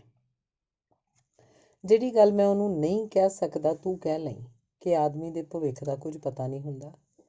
ਉਹਦੀਆਂ 3 ਲੜਕੀਆਂ ਹਨ। ਉਹਨੂੰ ਚਾਹੀਦਾ ਕਿ ਘੱਟੋ ਘੱਟ ਹਰ ਇੱਕ ਦੇ ਨਾਂ 50-50 ਹਜ਼ਾਰ ਦੀ FD ਕਰਵਾ ਛੱਡੇ ਤੇ ਫਿਰ ਉਹ ਜੋ ਮਰਜ਼ੀ ਕਰਦਾ ਫਿਰੇ। ਕੁਝ ਦਿਨਾਂ ਬਾਅਦ ਹੀ ਮੈਨੂੰ ਪ੍ਰੋਫੈਸਰ ਭਰਦਵਾਜ ਨਾਲ ਚੰਡੀਗੜ੍ਹ ਤੋਂ ਪਟਿਆਲੇ ਜਾਣ ਦਾ ਮੌਕਾ ਮਿਲ ਗਿਆ, ਜਿੱਥੇ ਮੇਰੇ ਕੁਝ ਦੋਸਤਾਂ ਨੇ ਗੋਬਿੰਦਰ ਮੋਹੀ ਦੇ ਉਪਰਾਲੇ ਨਾਲ ਭਰਦਵਾਜ ਦਾ ਇੱਕ ਸਨਮਾਨ ਸਮਾਰੋਹ ਰੱਖਿਆ ਹੋਇਆ ਸੀ। ਵਾਪਸੀ ਤੇ ਰਾਜਪੁਰੇ ਦੇ ਨੇੜੇ ਮੈਂ ਪ੍ਰੋਫੈਸਰ ਸਾਹਿਬ ਨਾਲ ਭਾਜੀ ਵਾਲੀ ਗੱਲ ਸਾਂਝੀ ਕਰਨੀ ਚਾਹੀ ਤਾਂ ਪ੍ਰੋਫੈਸਰ ਸਾਹਿਬ ਲਗਭਗ ਭੜਕ ਪਏ ਤੇ ਮੇਰੇ ਨਾਲ ਨਾਰਾਜ਼ ਹੋ ਗਏ। ਡਰਾਈਵਰ ਨੂੰ ਕਾਰ ਰੋਕਣ ਲਈ ਕਿਹਾ। ਕਾਰ 'ਚੋਂ ਨਿਕਲ ਕੇ ਅਸੀਂ ਬਾਹਰ ਖੜ੍ਹੇ ਹੋ ਗਏ ਤੇ ਮੈਨੂੰ ਪ੍ਰੋਫੈਸਰ ਸਾਹਿਬ ਦਾ ਉਪਦੇਸ਼ਨੁਮਾ ਭਾਸ਼ਣ ਸੁਣਨਾ ਤੇ ਸਹਿਣਾ ਪਿਆ। ਤੁਹਾਨੂੰ ਪਤਾ ਇਕੱਲੇ ਬੰਬਈ ਸ਼ਹਿਰ 'ਚ ਕਿੰਨੇ ਬੱਚੇ ਸੜਕਾਂ ਤੇ ਪਾਈਪਾਂ ਵਿੱਚ ਰਹਿੰਦੇ ਹਨ? ਪ੍ਰੋਫੈਸਰ ਨੇ ਸਵਾਲ ਕੀਤਾ। ਸ਼ਾਇਦ ਲੱਖਾਂ ਹੀ, ਮੇਰਾ ਜਵਾਬ ਸੀ। ਫਿਰ ਤੈਨੂੰ ਇਹ ਗੱਲ ਕਹਿੰਦਿਆਂ ਸ਼ਰਮ ਆਉਣੀ ਚਾਹੀਦੀ ਸੀ। ਕ੍ਰਾਂਤੀ ਹੋਰੀ ਕੋਈ ਵੱਖਰੇ ਬੱਚੇ ਨਹੀਂ, ਉਹ ਵੀ ਹਿੰਦੁਸਤਾਨ ਦੇ ਉਹਨਾਂ ਲੱਖਾਂ ਬੱਚਿਆਂ ਵਰਗੇ ਹੀ ਨੇ। ਮੈਨੂੰ ਤੇਰੇ ਤੋਂ ਅਜਿਹੀ ਗੱਲ ਦੀ ਤਵੱਕੋ ਨਹੀਂ ਸੀ। ਪ੍ਰੋਫੈਸਰ ਫਿਰ ਬੁੜਬੜਾਇਆ। ਮੈਂ ਕਦੋਂ ਤੁਹਾਨੂੰ ਕੋਈ ਰਿਸ਼ਵਤ ਲੈ ਕੇ ਅਜਿਹਾ ਕਰਨ ਲਈ ਕਿਹਾ? ਨਾਲੇ ਮਾਪੇ ਹੋਣ ਕਰਕੇ ਸਾਡਾ ਫਰਜ਼ ਵੀ ਬਣਦਾ। ਮੈਂ ਸਫਾਈ ਦਿੱਤੀ। ਫਿਰ ਸਾਰਾ ਰਾਹ ਮਾਹੌਲ ਦਮ ਘੁੱਟਵਾਂ ਜਿਹਾ ਬਣਿਆ ਰਿਹਾ। ਪ੍ਰੋਫੈਸਰ ਸਾਹਿਬ ਨੇ ਅੱਖਾਂ ਦੁਖਦੀਆਂ ਹੋਣ ਦਾ ਬਹਾਨਾ ਬਣਾ ਕੇ ਮੈਨੂੰ ਜ਼ਰਾ ਹਟ ਕੇ ਬਹਿਣ ਦਾ ਹੁਕਮ ਜਿਹਾ ਚਾੜ ਦਿੱਤਾ ਤੇ ਕਿਹਾ ਕਿ ਤੇਰੀਆਂ ਅੱਖਾਂ ਵੀ ਖਰਾਬ ਹੋਣ ਦਾ ਡਰ ਹੈ। ਚੰਡੀਗੜ੍ਹ ਪਹੁੰਚਦੇ ਹੀ ਉਹਨਾਂ ਨੇ PA ਕਸ਼ਮੀਰਾ ਸਿੰਘ ਫੌਜੀ ਨੇ ਰੋਟੀ ਆਦਿ ਖਾਣ ਦਾ ਕਹਿ ਕੇ ਮਾਹੌਲ ਨੂੰ ਸੁਖਾਵਾਂ ਮੋੜ ਦੇਣ ਦਾ ਯਤਨ ਕੀਤਾ। ਅਜਿਹੀ ਇੱਕ ਦਿਨ ਜਦੋਂ ਮੈਂ ਉਹਨਾਂ ਨਾਲ ਚੰਡੀਗੜ੍ਹ ਠਹਿਰਿਆ ਹੋਇਆ ਸਾਂ ਤਾਂ ਦੇਰ ਰਾਤ ਤੱਕ ਉਹ ਸਰਦਾਰ ਗੁਰਨਾਮ ਸਿੰਘ ਧੀਰ, ਚਾਚਾ ਚੰਡੀਗੜ੍ਹੀਆ ਦੇ 18 ਸੈਕਟਰ ਵਾਲੇ ਘਰ ਲੈ ਗਏ। ਲੰਮਾ ਸਮਾਂ ਗੱਲਾਂ ਬਾਤਾਂ ਹੁੰਦੀਆਂ ਰਹੀਆਂ। ਧੀਰ ਸਾਹਿਬ ਦੀ ਗੱਲਾਂ ਵਿੱਚ ਕਈ ਗੱਲ ਮੈਨੂੰ ਹੁਣ ਤੱਕ ਯਾਦ ਹੈ, ਜਦੋਂ ਉਹਨਾਂ ਕਿਹਾ ਕਿ ਭਰਦਵਾਜ ਨੇ ਮੇਰੇ ਲਈ ਵਿਸ਼ਵਨਾਥ ਤਿਵਾੜੀ ਦੀ ਖਾਲੀ ਜਗ੍ਹਾ ਭਰ ਦਿੱਤੀ ਹੈ। ਵਿਸ਼ਵਨਾਥ ਤਿਵਾੜੀ ਪੰਜਾਬੀ ਜ਼ੁਬਾਨ ਤੇ ਪੰਜਾਬ ਦਾ ਸਿਰ ਕੱਢ ਹਿਤੈਸ਼ੀ ਸੀ, ਪਰ ਸਿਰ ਫਿਰੇ ਖਾਲਿਸਤਾਨੀ ਟੋਲਿਆਂ ਨੇ ਉਹਨਾਂ ਨੂੰ ਕਤਲ ਕਰ ਦਿੱਤਾ ਸੀ। ਇਸੇ ਤਰ੍ਹਾਂ ਜਿਵੇਂ ਬਾਅਦ ਵਿੱਚ ਪਾਸ਼ ਤੇ ਜੈਮਲ ਪੱਡਾ ਵਰਗੇ ਜੁਝਾਰੂ ਕਵੀ ਵੀ ਅੱਤਵਾਦ ਦੀ ਭੇਟ ਚੜ੍ਹ ਗਏ ਸਨ। ਮੇਰੀ ਨੌਕਰੀ ਬਾਰੇ ਤਾਂ ਉਹਨਾਂ ਨੂੰ ਖਾਸ ਇਤਰਾਜ਼ ਸੀ। ਸਾਲ 92-93 ਦੀ ਗੱਲ ਹੋਏਗੀ। ਮੈਂ ਦੁਪਹਿਰ ਦੇ ਖਾਣੇ ਲਈ ਘਰ ਪਹੁੰਚਿਆ ਤਾਂ ਪ੍ਰੋਫੈਸਰ ਸਾਹਿਬ ਆਏ ਹੋਏ ਸਨ। ਖਾਣੇ ਤੋਂ ਬਾਅਦ ਮੈਂ ਦਫ਼ਤਰ ਦੇ ਕਿਸੇ ਜ਼ਰੂਰੀ ਕੰਮ ਲਈ ਜਾਣ ਲਈ ਇਜਾਜ਼ਤ ਮੰਗੀ। ਕਹਿਣ ਲੱਗੇ, ਮੈਂ ਘਰ ਬੈਠਾ ਕੀ ਕਰਾਂਗਾ, ਚੱਲ ਮੈਂ ਵੀ ਤੇਰੇ ਨਾਲ ਚੱਲਦਾ। ਦਫ਼ਤਰ ਵਿੱਚ ਮੈਂ ਉਹਨਾਂ ਨੂੰ ਆਪਣੇ SDO ਸਬ ਡਿਵੀਜ਼ਨਲ ਇੰਜੀਨੀਅਰ ਭਾਰਗੋ ਸਾਹਿਬ ਨਾਲ ਮਿਲਾਇਆ। ਅਸੀਂ ਅਜੇ ਗੱਲਬਾਤ ਹੀ ਕਰ ਰਹੇ ਸਾਂ ਕਿ ਭਾਰਗੋ ਸਾਹਿਬ ਨੂੰ ਇੰਟਰਕਾਮ 'ਤੇ ਸਾਡੇ ਐਕਸੀਅਨ ਨੇ ਬੁਲਾ ਲਿਆ। ਭਾਰਗੋ ਦੇ ਜਾਣ ਬਾਅਦ ਉਹਨਾਂ ਪੁੱਛਿਆ, ਕੌਣ ਹੈ ਤੇਰਾ ਐਕਸੀਅਨ ਅੱਜ ਕੱਲ੍ਹ? ਨਾਗੀ ਸਾਹਿਬ, ਮੈਂ ਕਿਹਾ। ਮਨਜੀਤ ਨਾਗੀ ਤਾਂ ਨਹੀਂ? ਹਾਂਜੀ, ਮੈਂ ਕਿਹਾ। ਉਹਨੂੰ ਤਾਂ ਮੈਂ ਵੀ ਮਿਲਣਾ। ਮੈਂ ਕਰਮ ਸਿੰਘ ਸੇਵਾਦਾਰ ਨੂੰ ਬੁਲਾਇਆ ਅਤੇ ਪ੍ਰੋਫੈਸਰ ਸਾਹਿਬ ਨੂੰ ਨਾਗੀ ਸਾਹਿਬ ਦਾ ਕਮਰਾ ਦੱਸਣ ਲਈ ਕਿਹਾ। ਆਪ ਆਪਣੇ ਦਫ਼ਤਰੀ ਕੰਮ 'ਚ ਰੁੱਝ ਗਿਆ। ਥੋੜ੍ਹੇ ਜਿਹੇ ਵਕਫੇ ਬਾਅਦ ਮੈਨੂੰ ਵੀ ਨਾਗੀ ਸਾਹਿਬ ਦਾ ਬੁਲਾਵਾ ਆ ਗਿਆ। ਮੈਂ ਸਮਝਿਆ ਕੋਈ ਦਫ਼ਤਰੀ ਕੰਮ ਹੋਏਗਾ। ਮੈਂ ਹਾਲਾਂ ਨਾਗੀ ਸਾਹਿਬ ਦੇ ਕਮਰੇ 'ਚ ਦਾਖਲ ਹੀ ਹੋਇਆ ਸੀ। ਨਾਗੀ ਸਾਹਿਬ ਬੋਲੇ, ਗਿੱਲ, ਤੈਨੂੰ ਕੋਈ ਸਮੱਸਿਆ ਸੀ ਤਾਂ ਤੂੰ ਖੁਦ ਮੈਨੂੰ ਦੱਸਦਾ। ਪ੍ਰੋਫੈਸਰ ਸਾਹਿਬ ਨੂੰ ਤਕਲੀਫ ਦੇਣ ਦੀ ਕੀ ਲੋੜ ਸੀ? ਸਰ, ਮੇਰੀ ਤਾਂ ਅਜਿਹੀ ਕੋਈ ਪ੍ਰੋਬਲਮ ਨਹੀਂ, ਮੈਂ ਹੈਰਾਨਗੀ ਭਰੇ ਲਹਿਜੇ 'ਚ ਝਕਦਿਆਂ ਕਿਹਾ। ਮਨਜੀਤ ਸਿੰਘ ਨਾਗੀ ਸਖਤ ਸੁਭਾਅ ਦਾ ਇੱਕ ਚੰਗਾ ਅਫਸਰ ਸੀ, ਪਰ ਮੇਰੇ 'ਤੇ ਉਹ ਖਾਸ ਮਿਹਰਬਾਨ ਸੀ। ਮਹਿਕਮੇ ਵਿੱਚ ਉਸ ਬਾਰੇ ਪ੍ਰਚਲਿਤ ਸੀ ਕਿ ਉਹ ਜਿਹਦੇ ਵੱਲ ਵੇਖ ਕੇ ਨਾਗੀ ਮੁਸਕਰਾਇਆ, ਸਮਝੋ ਉਹਦੀ ਸ਼ਾਮਤ ਆਈ। ਪਰ ਇਹ ਤਾਂ ਤੇਰੀ ਸਿਫਾਰਿਸ਼ ਲੈ ਕੇ ਆਏ ਨੇ। ਵਿੱਚੋਂ ਹੀ ਪ੍ਰੋਫੈਸਰ ਸਾਹਿਬ ਬੋਲ ਪਏ, ਛੱਡ ਗੱਲ ਨੂੰ ਮਨਜੀਤ, ਮੈਨੂੰ ਇਹ ਦੱਸ, ਤੇਰੀ ਪਾਵਰ ਕਿੰਨੀ ਕੁ ਹੈ? ਪਾਵਰ? ਮੈਂ ਸਮਝਿਆ ਨਹੀਂ। ਨਾਗੀ ਸਾਹਿਬ ਬੋਲੇ, ਇਹ ਚੰਗਾ ਭਲਾ ਸਾਡਾ ਬੰਦਾ ਤੁਸੀਂ ਓਵਰਸੀਅਰ ਬਣਾ ਰੱਖਿਆ, ਜਦੋਂ ਕਿ ਇਹਦੇ ਕਰਨ ਵਾਲੇ ਹੋਰ ਬਹੁਤ ਕੰਮ ਪਏ ਨੇ। ਤੂੰ ਦੱਸ, ਇਹਨੂੰ ਡਿਸਮਿਸ ਕਰ ਸਕਦਾ? ਨਹੀਂ ਤਾਂ ਘੱਟੋ ਘੱਟ ਸਸਪੈਂਸ਼ਨ ਆਰਡਰ ਮੈਨੂੰ ਚਾਹੀਦੇ ਨੇ, ਪ੍ਰੋਫੈਸਰ ਸਾਹਿਬ ਨੇ ਕਿਹਾ। ਨਾਗੀ ਸਾਹਿਬ ਮੁਸਕਰਾ ਪਏ ਅਤੇ ਪ੍ਰੋਫੈਸਰ ਸਾਹਮਣੇ ਮੇਰੀ ਸਿਫਤ ਕਰਨ ਲੱਗ ਪਏ। ਬਾਅਦ ਵਿੱਚ ਮੈਨੂੰ ਪਤਾ ਲੱਗਾ ਕਿ ਪ੍ਰੋਫੈਸਰ ਭਾਰਦਵਾਜ ਮੇਰੇ ਐਕਸੀਅਨ ਦੇ 1968 ਦੇ GNE ਕਾਲਜ ਦੇ ਬੈਚਮੇਟ ਸਨ। ਇਸ ਨਾਲ ਮੇਰੀ ਨੇੜਤਾ ਆਪਣੀ ਕਾਰਜਕਾਰੀ ਇੰਜੀਨੀਅਰਿੰਗ ਨਾਲ ਹੋਰ ਵੱਧ ਗਈ। ਮੇਰੀ ਨੌਕਰੀ ਬਾਰੇ ਤਾਂ ਉਹਨਾਂ ਨੂੰ ਖਾਸ ਇਤਰਾਜ਼ ਸੀ। ਮੈਨੂੰ ਚੜਾਉਣ ਲਈ ਉਹ ਮੇਰੇ ਬਾਰੇ ਬਹੁਤ ਵਾਰੀ ਓਵਰਸੀਅਰ ਸ਼ਬਦ ਦਾ ਪ੍ਰਯੋਗ ਕਰਦੇ, ਜੋ ਮੈਨੂੰ ਚੰਗਾ ਨਹੀਂ ਸੀ ਲੱਗਦਾ। ਕਿੰਨੇ ਸਾਲ ਹੋ ਗਏ ਜਗੀਰਦਾਰਾ ਤੈਨੂੰ ਓਵਰਸੀਅਰ ਬਣੇ ਨੂੰ? 7 ਸਾਲ, ਮੈਂ ਉੱਤਰ ਦਿੱਤਾ। ਤੂੰ ਯਾਰ ਵੇਸਵਾ ਤੋਂ ਵੀ ਭੈੜਾ ਹੈ। ਉਹ ਕਿਵੇਂ? ਮੈਂ ਖਿੱਚ ਕੇ ਕਹਿੰਦਾ। ਇੰਨੇ ਸਾਲਾਂ 'ਚ ਤਾਂ ਉਹ ਵੀ ਆਪਣਾ ਧੰਦਾ ਛੱਡ ਦਿੰਦੀ ਹੈ।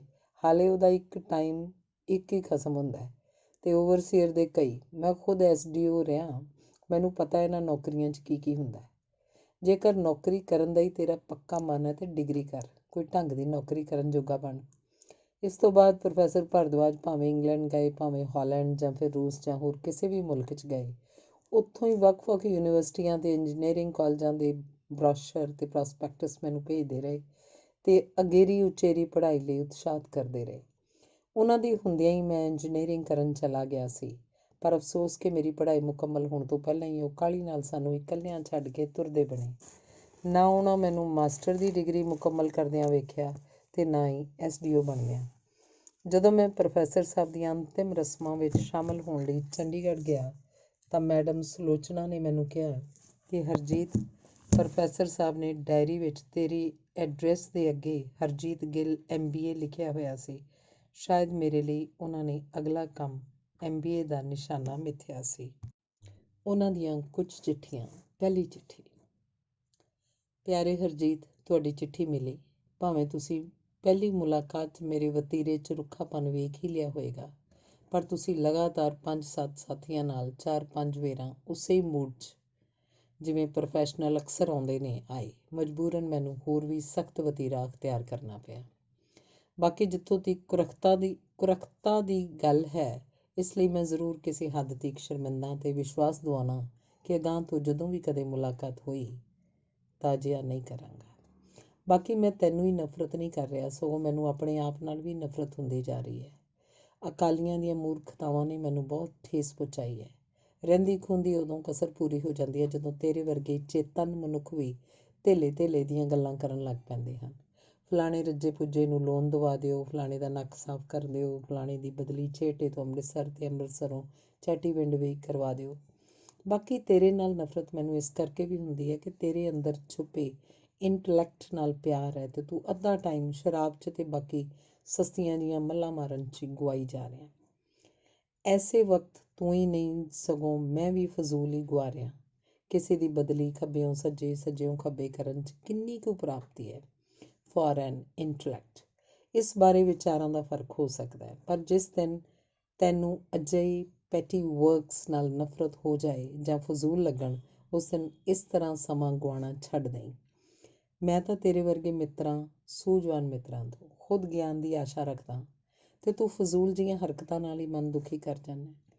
ਬਾਕੀ ਕਿਉਂਕਿ 95% ਰਿਸ਼ਤੇਦਾਰ, ਦੋਸਤਾਂ, ਵਿਦਿਆਰਥੀਆਂ ਨੇ ਔਖੇ ਦਿਨਾਂ ਵਿੱਚ ਮਾਮੂਲੀ ਸਾਥ ਵੀ ਨਹੀਂ ਸੀ ਦਿੱਤਾ, ਭਾਵੇਂ ਤੁਸੀਂ ਉਹਨਾਂ 'ਚ ਨਹੀਂ ਆਉਂਦੇ, ਕਿਉਂਕਿ ਤੁਸੀਂ ਇੱਕ ਦੋ ਵਾਰ ਪਟਿਆਲੇ ਗਏ ਸੀ ਅਤੇ ਸ਼ਾਇਦ ਅੱਗੋਂ ਤੁਹਾਨੂੰ UK ਦਾ ਐਡਰੈਸ ਨਾ ਮਿਲਣ ਕਰਕੇ ਮਾਯੂਸ ਹੋਏ ਸੀ। UK ਦਾ ਪਤਾ ਨਾ ਦੇਣ ਬਾਰੇ ਕਿਸੇ ਵੀ ਨਜ਼ਦੀਕੀ ਮਿੱਤਰ ਨੂੰ ਮੇਰੀਆਂ ਹੀ ਖਾਸ ਹਦਾਇਤਾਂ ਸਨ, ਤਾਂ ਜੋ ਕਿਤੇ ਮੇਰੇ ਨਾਲ ਚਿੱਠੀ ਪੱਤਰ ਕਰਨ 'ਚ ਸਾਰੇ ਹੀ ਨਾ ਫਸ ਜਾਣ। ਮੇਰੀਆਂ ਚਿੱਠੀਆਂ ਸੈਂਸਰ ਹੁੰਦੀਆਂ ਸਨ। ਇਸ ਲਈ ਹੁਣ ਜਦੋਂ ਵੀ ਕੋਈ ਰਿਸ਼ਤੇਦਾਰ ਜਾਂ ਦੋਸਤ, ਖਾਸ ਤੌਰ 'ਤੇ ਇੰਟਲੈਕਟ ਜਾਂ ਕਾਮਰੇਡ, ਦੋਸਤੀ ਜਾਂ ਰਿਸ਼ਤੇਦਾਰੀ ਦਾ ਇਜ਼ਹਾਰ ਕਰਦਾ ਹੈ ਜਾਂ ਵਧਾਈ ਦਾ ਵਖਾਲਾ ਕਰਦਾ ਹੈ, ਤਾਂ ਮਨ ਗੁੱਸੇ 'ਚ ਆ ਜਾਂਦਾ ਹੈ ਅਤੇ ਨਫ਼ਰਤ ਨਾਲ ਭਰ ਜਾਂਦਾ ਹੈ, ਅਤੇ ਉਹਦਾ ਅਸਰ ਹੁੰਦਾ ਹੈ ਕਿ ਮੁੜ ਜਿਹੜਾ ਵੀ ਨੈਕਸਟ ਵਿਜ਼ਿਟਰ ਹੁੰਦਾ ਉਸ ਪ੍ਰਤੀ ਕੁਰਖਤ ਵਤੀਰਾ। ਖੈਰ, ਤੂੰ ਕੌਮ ਦੀ ਸੇਵਾ ਲਈ ਅੱਗੇ ਆ, ਮੋਹ ਮਾਇਆ ਦਾ ਜਾਲ ਛੱਡ। ਸੇਵਾ ਤੁਸੀਂ ਪਹਿਲੇ ਵੀ ਕਰਦੇ ਆ ਰਹੇ ਹੋ, ਪਰ ਅੱਜ ਪੰਜਾਬ ਬਲ ਰਿਹਾ ਹੈ, ਸੋ ਪਹਿਲਾਂ ਤੋਂ 100,000 ਗੁਣਾ ਹੋਰ ਸੇਵਾ ਦੀ ਲੋੜ ਹੈ। ਮੈਨੂੰ ਦੋਸਤ ਨੂੰ ਗਲਤੀ ਦਾ ਅਹਿਸਾਸ ਕਰਾਉਣਾ ਫਰਜ਼ ਹੁੰਦਾ ਹੈ। ਧੰਨਵਾਦ। ਬਾਕੀ ਮਿਲਣ 'ਤੇ। ਤੁਹਾਡਾ ਜੋ ਕਦੇ ਪੂਰਾ ਹੀ ਆਪਣਾ ਸੀ, ਪਰ ਅੱਜ ਬਾਕੀ 1,75,00,000 ਪੰਜਾਬੀਆਂ ਪ੍ਰਤੀ ਵੀ ਮਾਮੂਲੀ ਜਿਹੀ ਡਿਊਟੀ ਹੋਣ ਕਾਰਨ ਪੂਰਾ ਸਮਾਂ ਨਹੀਂ ਦੇ ਸਕਦਾ। ਭਾਰਦਵਾਜ। ਅਗਲੀ ਚਿੱਠੀ। ਸਰਬੱਤ ਦਾ ਭਲਾ।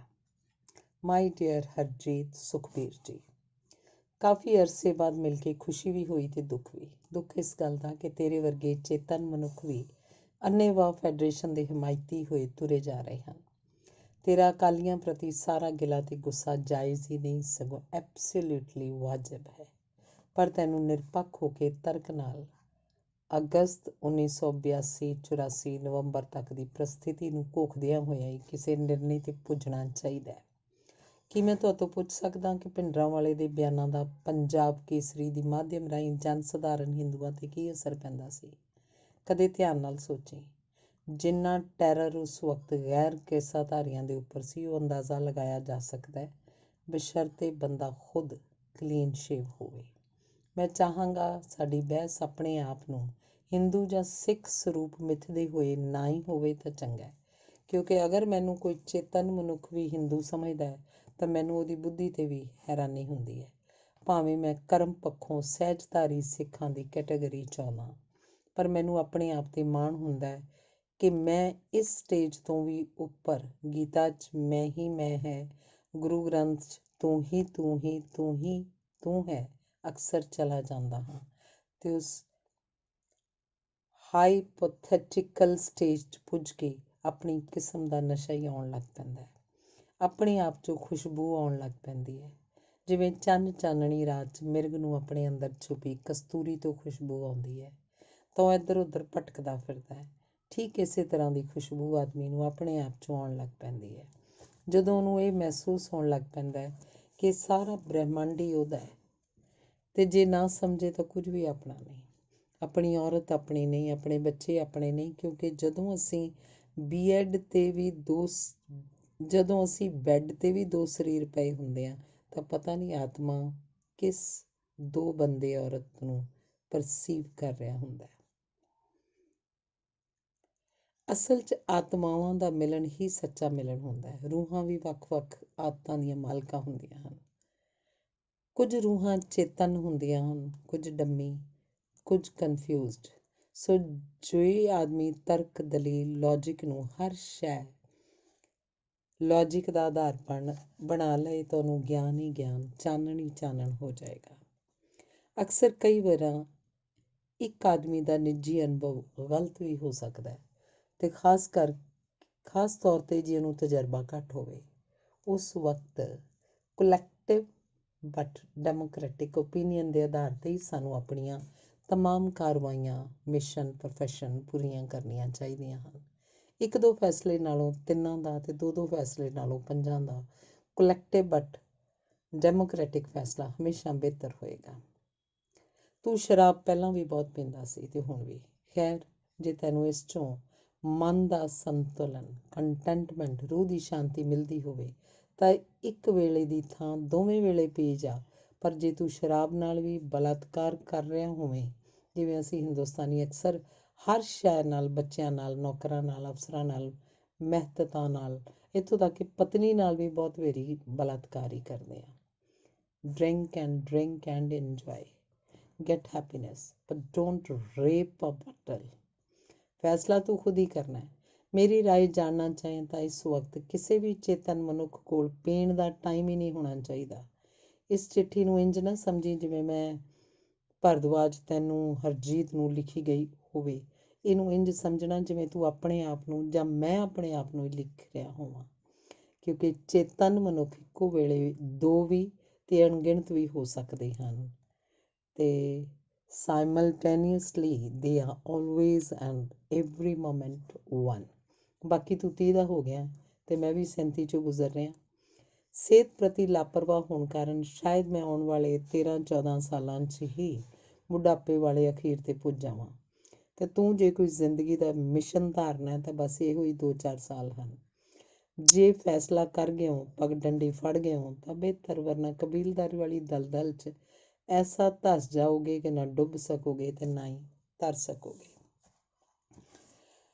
ਜਿੱਥੋਂ ਤੀਕ ਫੌਜੀਆਂ ਦਾ ਜ਼ੁਲਮ ਹੈ, ਨਾ ਭੁੱਲੀਏ ਕਿ ਫੌਜੀ ਜਾਂ ਉਹਨਾਂ 'ਚੋਂ ਬਹੁਤੇ ਗੈਰ ਸਿੱਖ ਸਨ ਅਤੇ ਉਹ ਸਿਰਫ ਗੈਰ ਸਿੱਖ ਹੀ ਨਹੀਂ,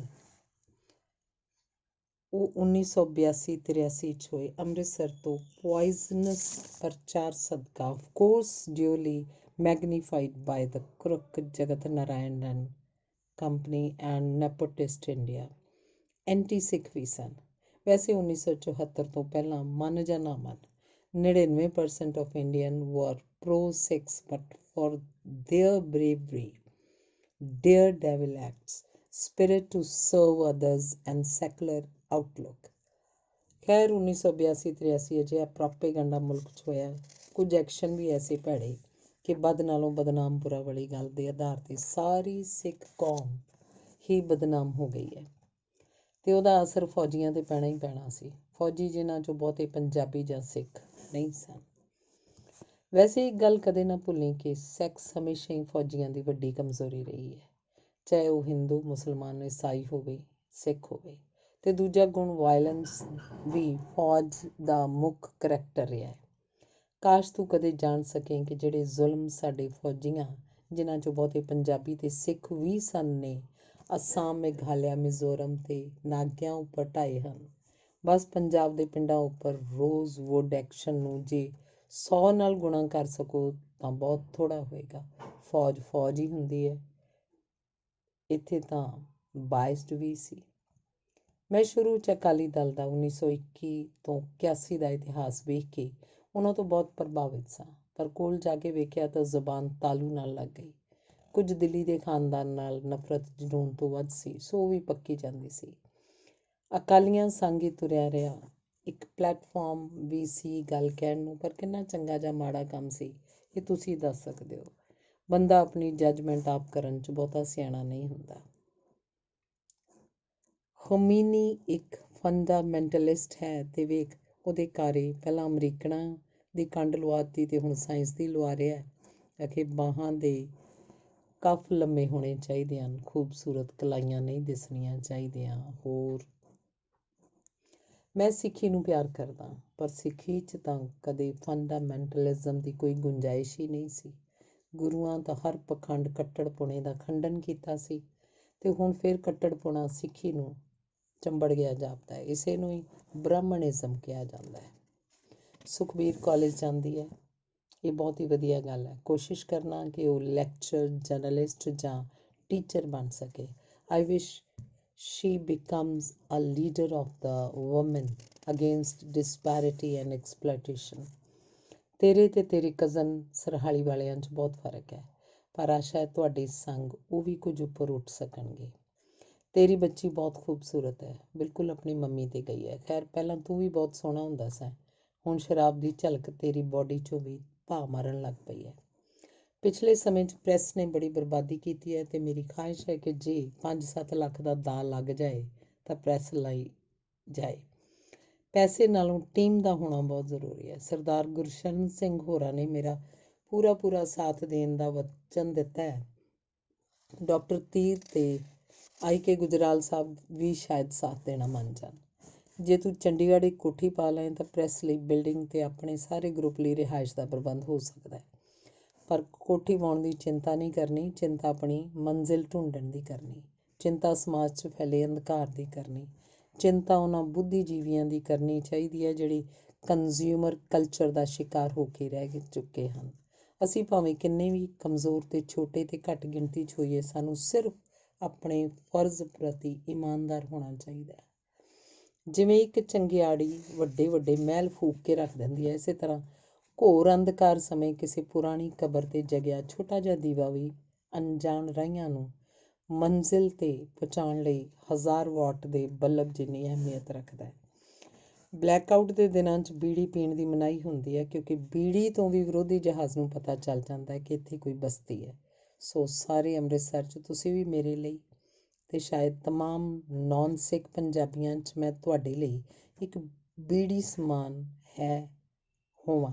ਸਾਨੂੰ ਆਪਣੀ ਘੱਟ ਗਿਣਤੀ, poor resources, clear aim and its results ਬਾਰੇ ਕਦੀ ਵੀ ਮਾਯੂਸ ਨਹੀਂ ਹੋਣਾ ਚਾਹੀਦਾ।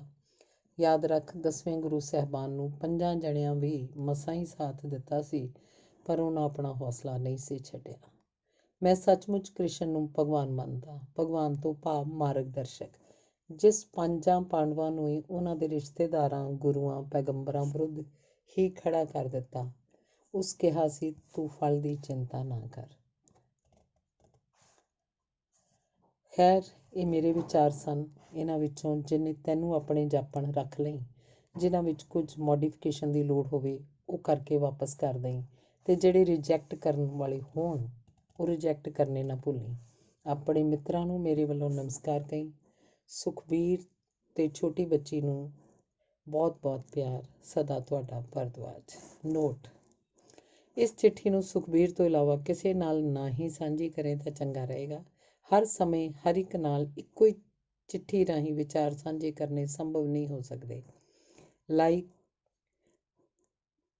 ਆਈ ਲਾਈਕ ਮਾਈਂਡਡ ਸੋਲਸ ਹੋਣ ਦਾ ਵੱਖਰੀ ਗੱਲ ਹੈ।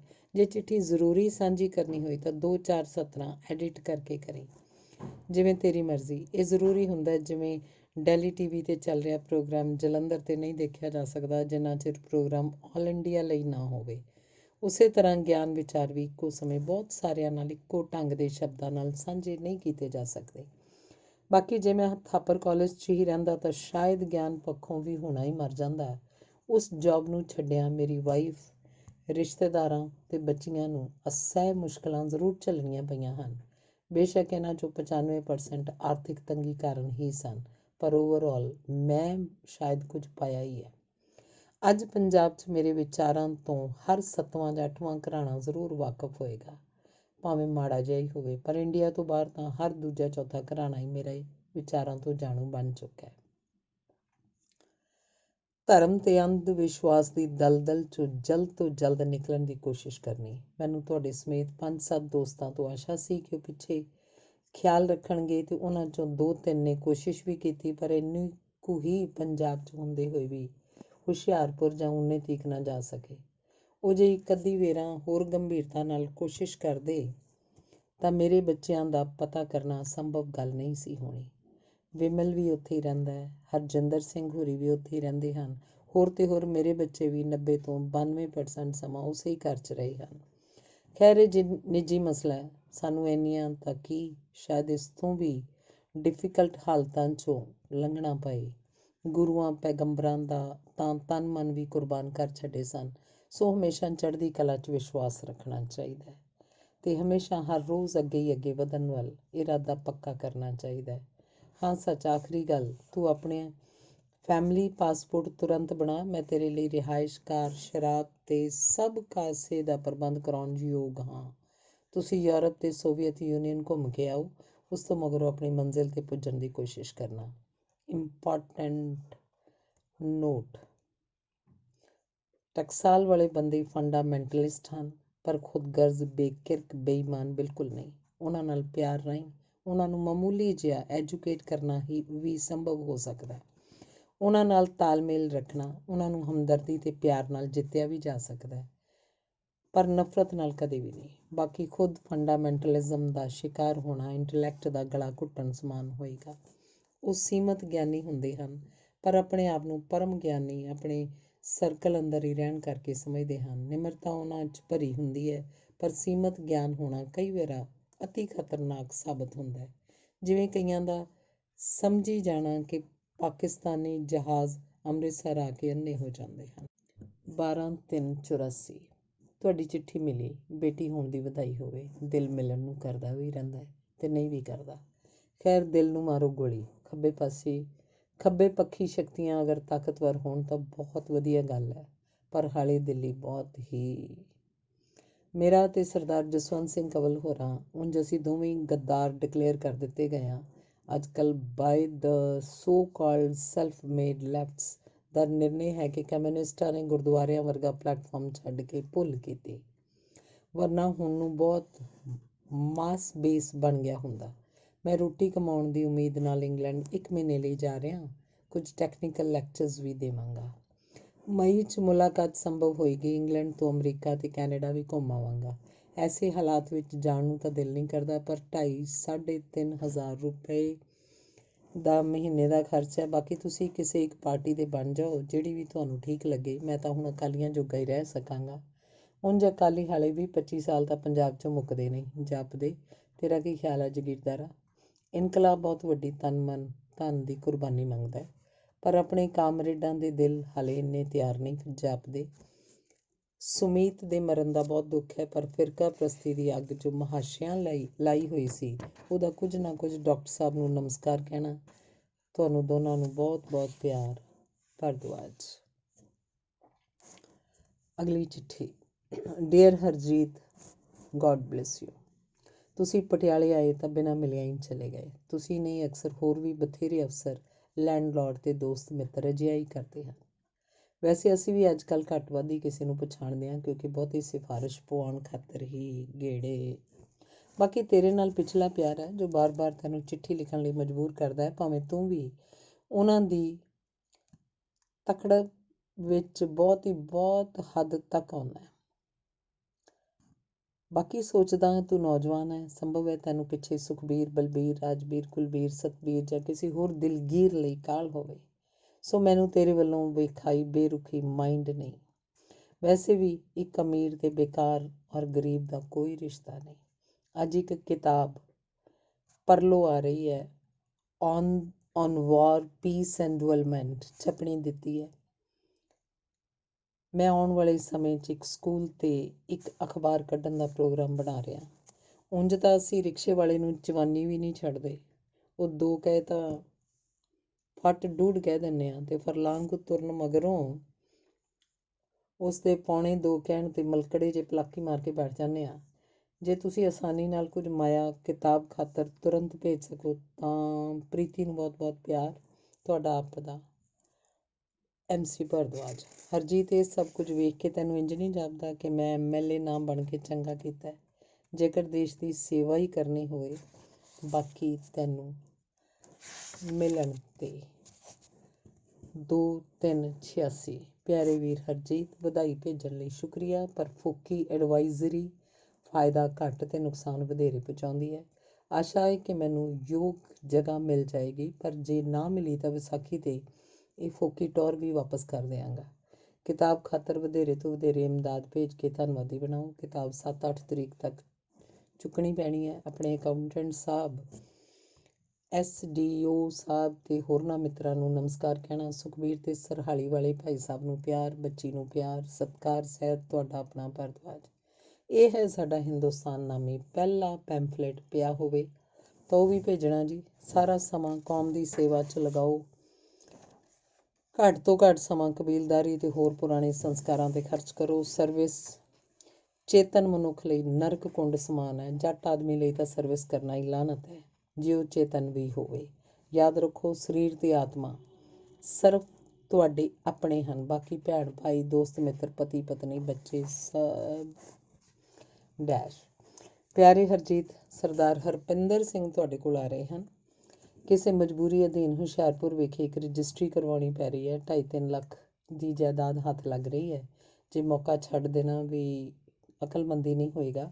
ਅੱਧੇ ਪੈਸੇ ਤਾਰ ਦਿੱਤੇ ਹਨ ਤੇ ਬਾਕੀ ਅੱਧੇ ਤਾਰਨੇ ਹਨ। ਕੁੱਲ 4,000 ਘਟਦੇ ਹਨ। ਬਾਕੀ 10-12 ਹਜ਼ਾਰ ਦਾ 1-2 ਹੋਰ ਮਿੱਤਰ ਪ੍ਰਬੰਧ ਕਰ ਰਹੇ ਹਨ। ਮੇਰੇ ਪਾਸ ਇੱਕ ਜਲੰਧਰ ਵਿਖੇ 20 ਮਰਲੇ ਦਾ ਪਲਾਟ ਹੈ, ਵਿਕਣੇ ਲਾਇਆ ਹੋਇਆ ਹੈ। ਵਿਕਦੇ ਸਾਰ ਹੀ ਪੈਸੇ ਮੋੜ ਦਿੱਤੇ ਜਾਣਗੇ। ਇਸ ਚਿੱਠੀ ਨੂੰ ਤਾਰ ਸਮਝਣਾ ਅਤੇ ਔਖੇ ਸੌਖੇ ਹੋ ਕੇ 4000 ਦਾ ਪ੍ਰਬੰਧ ਕਰਵਾ ਕੇ 14 ਸ਼ਾਮ ਤੀਕ ਇਸੇ ਸ਼ਖਸ ਹੱਥੀਂ ਚੰਡੀਗੜ੍ਹ ਪੁੱਜਦੇ ਕਰਨੇ। ਪਲਾਟ ਵੇਚਣ ਖਾਤਰ ਪਿਛਲੇ ਸੈਚ ਜਗਬਾਣੀ ਵਿੱਚ ਐਡਵਰਟਾਈਜ਼ਮੈਂਟ ਵੀ ਦਿੱਤੀ ਸੀ, ਸੋ ਆਸ਼ਾ ਹੈ ਜਲਦੀ ਕਿਸੇ ਕਿਨਾਰੇ ਲੱਗ ਜਾਏਗਾ, ਪਰ ਫਿਰ ਵੀ ਪੈਸੇ ਮੁੜਨ 'ਚ 2-2.5 ਮਹੀਨੇ ਦਾ ਸਮਾਂ ਲੱਗ ਸਕਦਾ ਹੈ। ਪਹਿਲਾਂ 2 ਚਿੱਠੀਆਂ ਦਾ ਤੁਸੀਂ ਕੋਈ ਜਵਾਬ ਨਹੀਂ ਦਿੱਤਾ। ਗੁੱਡੀ ਨੂੰ ਪਿਆਰ, ਬੱਚਿਆਂ ਦਾ ਕੀ ਹਾਲ ਹੈ, ਮਕਾਨ ਵਾਲਾ ਕੰਮ ਬਿੱਲੇ ਲਾ ਕੇ ਮੁੜ ਮੈਂ ਇੱਧਰ ਆਵਾਂਗਾ, ਤੁਹਾਡਾ ਭਾਰਦਵਾਜ। ਸਰਬੱਤ ਦਾ ਭਲਾ 26/10/87। ਪਿਆਰੇ ਹਰਜੀਤ, ਤੁਹਾਨੂੰ ਇੱਕ ਲੰਮੀ ਚਿੱਠੀ ਲਿਖੀ ਸੀ, ਪਰ ਜਾਪਦਾ ਤੁਹਾਡੇ ਤੱਕ ਪੁੱਜੀ ਨਹੀਂ। ਅਸੀਂ ਪੰਜਾਬੀ 'ਚ ਇੱਕ ਈਵਨਿੰਗ ਅਖਬਾਰ ਰੋਜ਼ਾਨਾ ਕੱਢ ਰਹੇ ਹਾਂ। ਸ਼ਾਇਦ 5 ਨਵੰਬਰ ਤੋਂ ਹੀ ਸ਼ੁਰੂ ਕਰ ਦਈਏ। ਜਦੋਂ ਨਜ਼ਦੀਕ ਭਵਿੱਖ 'ਚ ਇੱਧਰ ਆਓ ਤਾਂ ਜ਼ਰੂਰ ਮਿਲ ਕੇ ਜਾਣਾ। ਬੱਚਿਆਂ ਦਾ ਕੀ ਹਾਲ ਹੈ? With regards to your respected parents and Mrs Gill, yours sincerely Bhardwaj. Ropar 22/10/86। ਸਤਿਕਾਰਯੋਗ ਪ੍ਰੋਫੈਸਰ ਸਾਹਿਬ, ਸਤਿਕਾਰ ਸਹਿਤ ਸਤਿ ਸ਼੍ਰੀ ਅਕਾਲ। ਲਗਭਗ ਹਰ ਦੂਜੇ ਚੌਥੇ ਦਿਨ ਆਪ ਜੀ ਨੂੰ ਮਿਲਣ ਦਾ ਸੁਭਾਗ ਪ੍ਰਾਪਤ ਤਾਂ ਹੋ ਹੀ ਜਾਂਦਾ ਹੈ। ਫਿਰ ਲਿਖਤੀ ਤੌਰ 'ਤੇ ਚਿੱਠੀ ਦਾ ਕੋਈ ਖਾਸ ਅਰਥ ਨਹੀਂ ਰਹਿ ਜਾਂਦਾ। ਪਰ ਪਤਾ ਨਹੀਂ ਕਿਉਂ ਮੈਂ ਆਪਣੇ ਮਨ ਦੇ ਕਈ ਭਾਵ ਤੁਹਾਡੇ ਸਾਹਮਣੇ ਪ੍ਰਗਟ ਨਹੀਂ ਕਰ ਪਾਉਂਦਾ। ਬਹੁਤੇ ਦਿਨਾਂ ਤੋਂ ਵਿਚਾਰ ਕਰ ਰਿਹਾ ਸੀ ਕਿ ਇੱਕ ਪੱਤਰ ਆਪ ਜੀ ਦੇ ਨਾਮ ਲਿਖਾਂ, ਪਰ ਕਦੀ ਕੋਈ ਵਿਚਾਰ ਭਾਰੂ ਹੋ ਜਾਂਦਾ, ਕਦੀ ਕੋਈ ਦੂਸਰਾ। ਮੈਂ ਖਿਆਲਾਂ ਵਿਚਾਰਾਂ ਦੀ ਭੰਨ ਤੋੜ ਵਿੱਚ ਹੀ ਰਿਹਾ, ਪਰ ਤੁਹਾਨੂੰ ਚਿੱਠੀ ਨਹੀਂ ਲਿਖ ਸਕਿਆ। ਉਸ ਤਰ੍ਹਾਂ ਮੇਰੀ ਜ਼ਿੰਦਗੀ ਦੇ ਕਈ ਅਹਿਮ ਮਸਲੇ ਹਨ ਜਿਨ੍ਹਾਂ 'ਚ ਆਪ ਜੀ ਦੀ ਰਾਏ ਅਤੇ ਸਲਾਹ ਮੇਰੇ ਲਈ ਅਹਿਮ ਹੈ। ਪਰ ਮੈਂ ਜਦੋਂ ਵੀ ਤੁਹਾਨੂੰ ਮਿਲਿਆ, ਨਿੱਕੀਆਂ ਨਿੱਕੀਆਂ ਉਲਝਣਾਂ ਵਿੱਚ, ਜਿਵੇਂ ਕਦੀ ਬਦਲੀ ਲਈ, ਕਦੀ ਕੁਝ, ਪਰ ਹੋਰ ਨਾ ਮੈਂ ਕਦੀ ਵਿਸਥਾਰ ਨਾਲ ਆਪਣੀ ਗੱਲ ਕਰ ਸਕਿਆ ਅਤੇ ਨਾ ਹੀ ਕਦੀ ਤੁਸੀਂ, ਜਿਵੇਂ ਕਿ ਤੁਹਾਡਾ ਹੱਕ ਬਣਦਾ ਹੈ, ਮੇਰਾ ਸਹੀ ਮਾਰਗਦਰਸ਼ਨ ਕਰ ਸਕੇ। ਇਹ ਚਿੱਠੀ ਲਿਖਣ ਦਾ ਮੌਕਾ ਮੇਰੇ ਇਉਂ ਬਣ ਗਿਆ ਕਿ ਕੱਲ੍ਹ ਸ਼ਾਮੀ ਮੈਂ ਜਸਵੰਤ ਸਿੰਘ ਕੰਵਲ ਹੋਰਾਂ ਦੀ ਕਿਤਾਬ ਦੂਜਾ ਜ਼ਫ਼ਰਨਾਮਾ ਪੜ੍ਹੀ ਅਤੇ ਮੈਂ ਉਹਨਾਂ ਨੂੰ ਪੱਤਰ ਲਿਖਣ ਲਈ ਮਜਬੂਰ ਹੋ ਗਿਆ। ਤੁਹਾਨੂੰ ਯਾਦ ਹੋਏਗਾ, ਇੱਕ ਵੇਰਾ ਤੁਸੀਂ ਮੈਨੂੰ ਲਿਖੀ ਚਿੱਠੀ 'ਚ ਕਮਲ ਜੀ ਦਾ ਜ਼ਿਕਰ ਕੀਤਾ ਸੀ ਅਤੇ ਲਿਖਿਆ ਸੀ ਕਿ ਮੈਂ, ਪ੍ਰੋਫੈਸਰ ਭਾਰਦਵਾਜ ਅਤੇ ਕਮਲ ਗੱਦਾਰ ਕਰਾਰ ਦਿੱਤੇ ਗਏ ਹਾਂ ਕਾਮਰੇਡਾਂ ਵੱਲੋਂ। ਸ਼ਾਇਦ ਇਹ ਵਿਚਾਰ ਮੇਰੇ ਮਨ 'ਚ ਕਿਧਰੇ ਸੀ ਕਿ ਸਰਦਾਰ ਕਮਲ ਨੂੰ ਚਿੱਠੀ ਲਿਖਣ ਸਮੇਂ ਆਪ ਜੀ ਦਾ ਜ਼ਿਕਰ ਵੀ ਆ ਗਿਆ। ਇਹੋ ਹੀ ਵਜ੍ਹਾ ਹੈ ਕਿ ਮੈਂ ਆਪ ਜੀ ਨੂੰ ਪੱਤਰ ਲਿਖਣ ਲੱਗ ਪਿਆ, ਇਹ ਸੋਚ ਕੇ ਕਿ ਕੋਈ ਗਲਤਫਹਿਮੀ ਪੈਦਾ ਨਾ ਹੋ ਜਾਏ। ਮੈਂ ਠੀਕ ਸਮਝਾਂਗਾ ਕਿ ਉਸ ਚਿੱਠੀ ਦੀ ਕਾਪੀ ਵੀ ਨਾਲ ਭੇਜਾਂ ਜੋ ਮੈਂ ਕੰਵਲ ਹੋਰਾਂ ਨੂੰ ਲਿਖੀ। ਇੱਕ ਤਰ੍ਹਾਂ ਨਾਲ ਮੈਂ ਆਪ ਜੀ ਨੂੰ ਆਪਣਾ ਗੁਰੂ ਮੰਨਦਾ, ਕਿਉਂਕਿ ਥੋੜ੍ਹੀ ਬਹੁਤ ਰਾਜਸੀ ਚੇਤਨਾ ਜੋ ਮੇਰੇ 'ਚ ਹੈ ਉਹ ਸਿਰਫ ਆਪ ਦੀ ਹੀ ਦੇਣ ਹੈ ਅਤੇ ਮੈਂ ਹਮੇਸ਼ਾ ਹੀ ਆਪ ਦਾ ਅਤੇ ਆਪ ਦੇ ਵਿਚਾਰਾਂ ਦਾ ਅਨੁਯਾਈ ਰਹਾ। ਅਤੇ ਜਿਵੇਂ ਇਸ਼ਕ ਦੀ ਇੱਕ ਖਾਸ ਉੱਚਾਈ ਹੁੰਦੀ ਹੈ, ਬਾਅਦ ਵਿੱਚ ਮੈਂ ਅਤੇ ਤੂੰ ਦਾ ਫਰਕ ਮਿਟ ਜਾਂਦਾ ਹੈ, ਉਸੇ ਤਰ੍ਹਾਂ ਹੀ ਕਈ ਵਾਰ ਮੈਂ ਆਪ ਦੇ ਪਿਆਰ ਨੂੰ ਮਾਣਿਆ। ਜਿੱਥੇ ਕਿਤੇ ਪ੍ਰੋਫੈਸਰ ਭਾਰਦਵਾਜ ਦਾ ਜ਼ਿਕਰ ਆਉਂਦਾ, ਮੈਨੂੰ ਲੱਗਦਾ ਕਿ ਮੇਰੀ ਆਪਣੀ ਹੀ ਗੱਲ ਹੋ ਰਹੀ ਹੈ। ਪਰ ਮੈਂ ਚੇਤਨ ਤੌਰ 'ਤੇ ਕਈ ਗੱਲਾਂ ਨਾਲ ਜਦੋਂ ਸਹਿਮਤ ਨਹੀਂ ਹੁੰਦਾ ਤਾਂ ਤੁਹਾਨੂੰ ਕਹਿਣ ਦੀ ਚੇਸ਼ਟਾ ਕਰਦਾ। ਕਈ ਵਾਰ ਮੈਂ ਨਹੀਂ ਕਹਿ ਪਾਉਂਦਾ ਅਤੇ ਕਈ ਵਾਰ ਤੁਸੀਂ ਮੇਰੀ ਗੱਲ ਨੂੰ ਵਜ਼ਨ ਨਹੀਂ ਦਿੰਦੇ। ਮੈਨੂੰ ਅਥਾਹ ਖੁਸ਼ੀ ਹੋਈ ਕਿ ਅਕਾਲੀਆਂ ਨੇ ਆਪ ਨੂੰ ਲੋੜੀਂਦੀ ਅਤੇ ਯੋਗ ਜਗ੍ਹਾ ਦਿੱਤੀ, ਪਰ ਸ਼ਾਇਦ ਤੁਹਾਡੇ ਨਾਲੋਂ ਵੀ ਵਧੇਰੇ ਖੁਸ਼ੀ ਮੈਂ ਅਨੁਭਵ ਕੀਤੀ ਹੋਵੇ। ਕਿਸੇ ਸਵਾਰਥ ਦੀ ਭਾਵਨਾ ਨਾਲ ਨਹੀਂ, ਸਗੋਂ ਪਤਾ ਨਹੀਂ ਕੀ ਹੋਰ ਸੋਚਿਆ। ਨਿਰਸੰਦੇਹ ਮੈਂ ਛੋਟੇ-ਮੋਟੇ ਕੰਮਾਂ ਕਾਰਾਂ ਲਈ ਵੀ ਆਪ ਜੀ ਨੂੰ ਤੰਗ ਕਰਦਾ ਰਿਹਾ ਅਤੇ ਸ਼ਾਇਦ ਅੱਗੇ ਵੀ ਇਹ ਸਿਲਸਿਲਾ ਜਾਰੀ ਰਹੇ। ਪਰ ਮੈਂ ਆਪ ਜੀ ਪਾਸੋਂ ਬਹੁਤ ਉਮੀਦਾਂ ਲਾਈਆਂ ਹਨ। ਜੋ ਕੁਝ ਮੈਂ ਨਹੀਂ ਕਰ ਸਕਦਾ, ਉਹ ਸਭ ਕੁਝ ਕਰਨ ਦੀ ਸਮਰੱਥਾ ਅਤੇ ਲਿਆਕਤ ਆਪ ਵਿੱਚ ਹੈ। ਮੈਂ ਸਮਝਦਾ ਕਿ ਹਰ ਰਾਜਸੀ ਅਤੇ ਅਧਿਆਤਮਕ ਆਗੂ ਦੇ ਸੰਪਰਕ ਵਿੱਚ ਐਸੇ ਵਿਅਕਤੀ ਹੁੰਦੇ ਹਨ ਜੋ ਇੱਕ ਤਰ੍ਹਾਂ ਨਾਲ ਉਹਦੇ ਭਗਤ ਹੁੰਦੇ ਹਨ। ਕੁਝ ਚਾਪਲੂਸ ਹੁੰਦੇ ਹਨ, ਕੁਝ ਮਤਲਬ ਪ੍ਰਸਤ ਅਤੇ ਕੁਝ ਹੋਰ। ਪਰ ਮੈਂ ਐਸੀ ਕਿਸੇ ਸ਼੍ਰੇਣੀ 'ਚ ਨਹੀਂ ਹਾਂ, ਬਸ ਆਪਦਾ ਸ਼ੁਭ ਚਿੰਤਕ ਹਾਂ।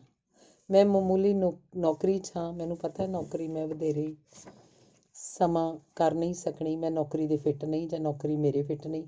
ਮੈਂ ਹੁਣ ਤੱਕ ਕਦੀ ਵੀ ਆਪਣੇ ਅਫਸਰ ਨੂੰ ਸੰਤੁਸ਼ਟ ਨਹੀਂ ਕਰ ਸਕਿਆ ਅਤੇ ਨਾ ਹੀ ਮੈਂ ਖੁਦ ਕਦੀ ਆਪਣੀ ਮੰਜ਼ਿਲ ਦੀ ਪ੍ਰਾਪਤੀ ਵੱਲ ਵੱਧ ਸਕਿਆ। ਨੌਕਰੀ ਇੱਕਦਮ ਛੱਡ ਕੇ ਵੀ ਮੇਰੇ ਲਈ ਸੰਭਵ ਨਹੀਂ, ਬਸ ਦਿਨ ਕਟੀ ਕਰਦਾ ਜਾ ਰਿਹਾ। ਇਹ ਮੇਰੀ ਆਰਥਿਕ ਲੋੜ ਹੈ, ਪਰ ਇਹ ਮੇਰੀਆਂ ਸਮਾਜਿਕ ਅਤੇ ਬੌਧਿਕ ਲੋੜਾਂ ਦੀ ਪੂਰਤੀ ਨਹੀਂ ਕਰ ਰਹੀ। ਇਸ ਲਈ ਮੈਂ ਆਪਣੇ ਆਪ ਨੂੰ ਕਈ ਵਾਰ ਹੀਣ ਭਾਵਨਾ ਦਾ ਸ਼ਿਕਾਰ ਵੀ ਹੁੰਦਾ ਵੇਖਿਆ ਅਤੇ ਆਪਣੀ ਜ਼ਿੰਦਗੀ ਨੂੰ ਕਿਸੇ ਅਪਾਹਜ ਦੀ ਤਰ੍ਹਾਂ ਵੇਖਦਾ। ਕਈ ਵਾਰ ਤੁਸੀਂ ਮੈਨੂੰ ਪਿਆਰ ਨਾਲ ਜਾਗੀਰਦਾਰ ਸ਼ਬਦ ਨਾਲ ਸੰਬੋਧਨ ਕਰਦੇ ਹੋ, ਪਰ ਮੈਂ ਸਪਸ਼ਟ ਕਰ ਦੇਵਾਂ, ਐਸੀ ਕੋਈ ਗੱਲ ਨਹੀਂ। ਮੇਰੇ ਪਿਤਾ ਜੀ ਦੀ ਕੁੱਲ ਜ਼ਮੀਨ ਦੀ ਮਾਲਕੀ 13 ਏਕੜ ਹੈ, ਜਿਸ ਵਿੱਚੋਂ 4.5 ਏਕੜ ਪਿਤਾ ਪੁਰਖੀ ਹੈ, 8.5 ਏਕੜ ਫੌਜੀ ਸੇਵਾ ਬਦਲੇ ਸਰਕਾਰ ਵੱਲੋਂ ਅਲਾਟ ਹੋਈ ਹੈ। ਇਸ ਹਿਸਾਬ ਨਾਲ ਮੇਰੇ ਪਿਤਾ ਜੀ ਦਾ ਪਰਿਵਾਰ ਹੇਠਲੀ ਤੇ ਗਰੀਬ ਕਿਰਸਾਨੀ ਚਾਹੁੰਦਾ ਹੈ।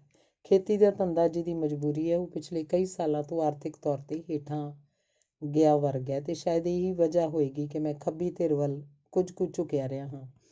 ਪਰ ਹੁਣ ਜਿਵੇਂ ਹਾਲਾਤਾਂ ਨੇ ਹਰ ਇੱਕ ਵਿਅਕਤੀ ਨੂੰ, ਹਰ ਸੰਸਥਾ ਨੂੰ, ਹਰ ਇੱਕ ਰਾਜਨੀਤਿਕ ਪਾਰਟੀ ਨੂੰ ਇਮਤਿਹਾਨ 'ਚ ਪਾ ਦਿੱਤਾ। ਇਸ ਇਮਤਿਹਾਨ ਵਿੱਚ ਕਮਿਊਨਿਸਟ ਪਾਰਟੀਆਂ ਤਾਂ ਪੂਰੀ ਤਰ੍ਹਾਂ ਫੇਲ ਹੋ ਗਈਆਂ ਹਨ।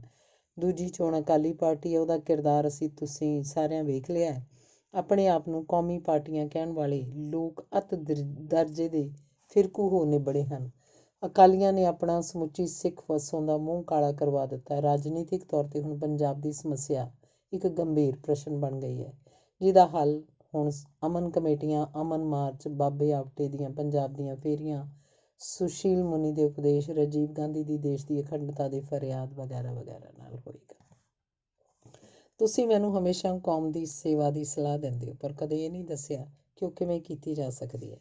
ਕੌਮ ਤੇ ਲੋਕਾਂ ਦੀ ਸੇਵਾ ਭਗਤ ਪੂਰਨ ਸਿੰਘ, ਮਦਰ ਟੈਰੇਸਾ ਵੀ ਕਰ ਰਹੇ ਹਨ, ਪਰ ਕੀ ਉਹ ਸਮੁੱਚੀ ਮਾਨਵਤਾ ਜਾਂ ਸਮੁੱਚੇ ਹਿੰਦੁਸਤਾਨ ਦੀ ਸੇਵਾ ਹੈ? ਕਿਉਂ ਨਹੀਂ ਉਹ ਬੁਨਿਆਦੀ ਗੱਲਾਂ ਵੱਲ ਆਉਂਦੇ, ਜਿਨ੍ਹਾਂ ਕਰਕੇ ਲੋਕ ਭੁੱਖਮਰੀ, ਗਰੀਬੀ ਤੇ ਬਿਮਾਰੀ ਦਾ ਸ਼ਿਕਾਰ ਹਨ? ਜਗ੍ਹਾ ਜਗ੍ਹਾ ਲੋਕਾਂ ਨੂੰ ਆਪਣਾ ਸਵੈਮਾਨ ਵੇਚਣਾ ਪੈਂਦਾ ਹੈ। ਜਿੱਲਤ ਭਰੀ ਜ਼ਿੰਦਗੀ ਜਿਉਂਦੇ ਜਾਣਾ ਤੇ ਅਖੌਤੀ ਦੇਸ਼ ਭਗਤੀ, ਕੌਮ ਪ੍ਰਸਤੀ ਦਾ ਲੇਬਲ ਲਗਾ ਲੈਣ ਨਾਲੋਂ ਇੱਕ ਗਰੀਬ ਕਿਸਾਨ ਦਾ ਪੁੱਤਰ ਬਣ ਕੇ ਰਹਿਣਾ ਜਾਂ ਫਿਰ ਸੜਕਾਂ ਦਾ ਇੱਕ ਮਾਮੂਲੀ ਓਵਰਸੀਅਰ ਹੀ ਚੰਗਾ ਹੈ। ਮੇਰੇ ਵਰਗਾ ਨਿਗੂਣਾ ਮਨੁੱਖ ਇਸ ਤੋਂ ਵੱਧ ਦੇਸ਼ ਭਗਤ ਵੀ ਕੀ ਹੋ ਸਕਦਾ ਹੈ, ਜਿਹਨੂੰ ਪਰਿਵਾਰ ਦੀਆਂ ਰੋਟੀਆਂ ਦਾ ਫਿਕਰ ਹੋਰਨਾਂ ਕੰਮਾਂ ਤੋਂ ਵਧੇਰੇ ਹੋਏ। ਜੇਕਰ ਕਿਧਰੇ ਸਭ ਛੱਡ ਛਡਾ ਕੇ ਕੋਈ ਹੋਰ ਰਾਹ ਅਖਤਿਆਰ ਕੀਤਾ ਤਾਂ ਮੈਨੂੰ ਡਰ ਹੈ ਭੁੱਖਮਰੀ ਮੈਨੂੰ ਵੀ ਵਿਕਾਊ ਮਾਲ ਨਾ ਬਣਾ ਦੇਵੇ, ਜਿਵੇਂ ਅੱਜ ਸਾਡੇ ਦੇਸ਼ ਭਗਤ ਲੀਡਰ ਬਣ ਚੁੱਕੇ ਹਨ ਤੇ ਬਣ ਰਹੇ ਹਨ ਤੇ ਸਮੁੱਚੀ ਕੌਮ ਨੂੰ ਰਸਾਤਲ ਵੱਲ ਧੱਕ ਰਹੇ ਹਨ। ਇਸ ਤਰ੍ਹਾਂ ਦੀ ਸਿਆਸਤ ਨੂੰ ਸਿਵਾਏ ਫਿਟਕੌਰ ਪਾਉਣ ਦੇ ਮੇਰੇ ਵਰਗਾ ਮਨੁੱਖ ਹੋਰ ਕਰ ਵੀ ਕੀ ਸਕਦਾ ਹੈ? ਉਪਰੋਕਤ ਪ੍ਰਸਥਿਤੀਆਂ ਦਾ ਮੇਰੇ ਮਨ ਉੱਪਰ ਬਹੁਤ ਭਾਰ ਹੈ ਤੇ ਇਹ ਭਾਰ ਰੋਹ ਦਾ ਰੂਪ ਅਖਤਿਆਰ ਕਰ ਲੈਂਦਾ ਜਦੋਂ ਸੁਮੀਤ, ਬਲਦੇਵ ਮਾਨ ਜਾਂ ਕੋਈ ਹੋਰ ਸਿਤਾਰਾ ਅੰਬਰੋਂ ਟੁੱਟ ਜਾਂਦਾ ਹੈ।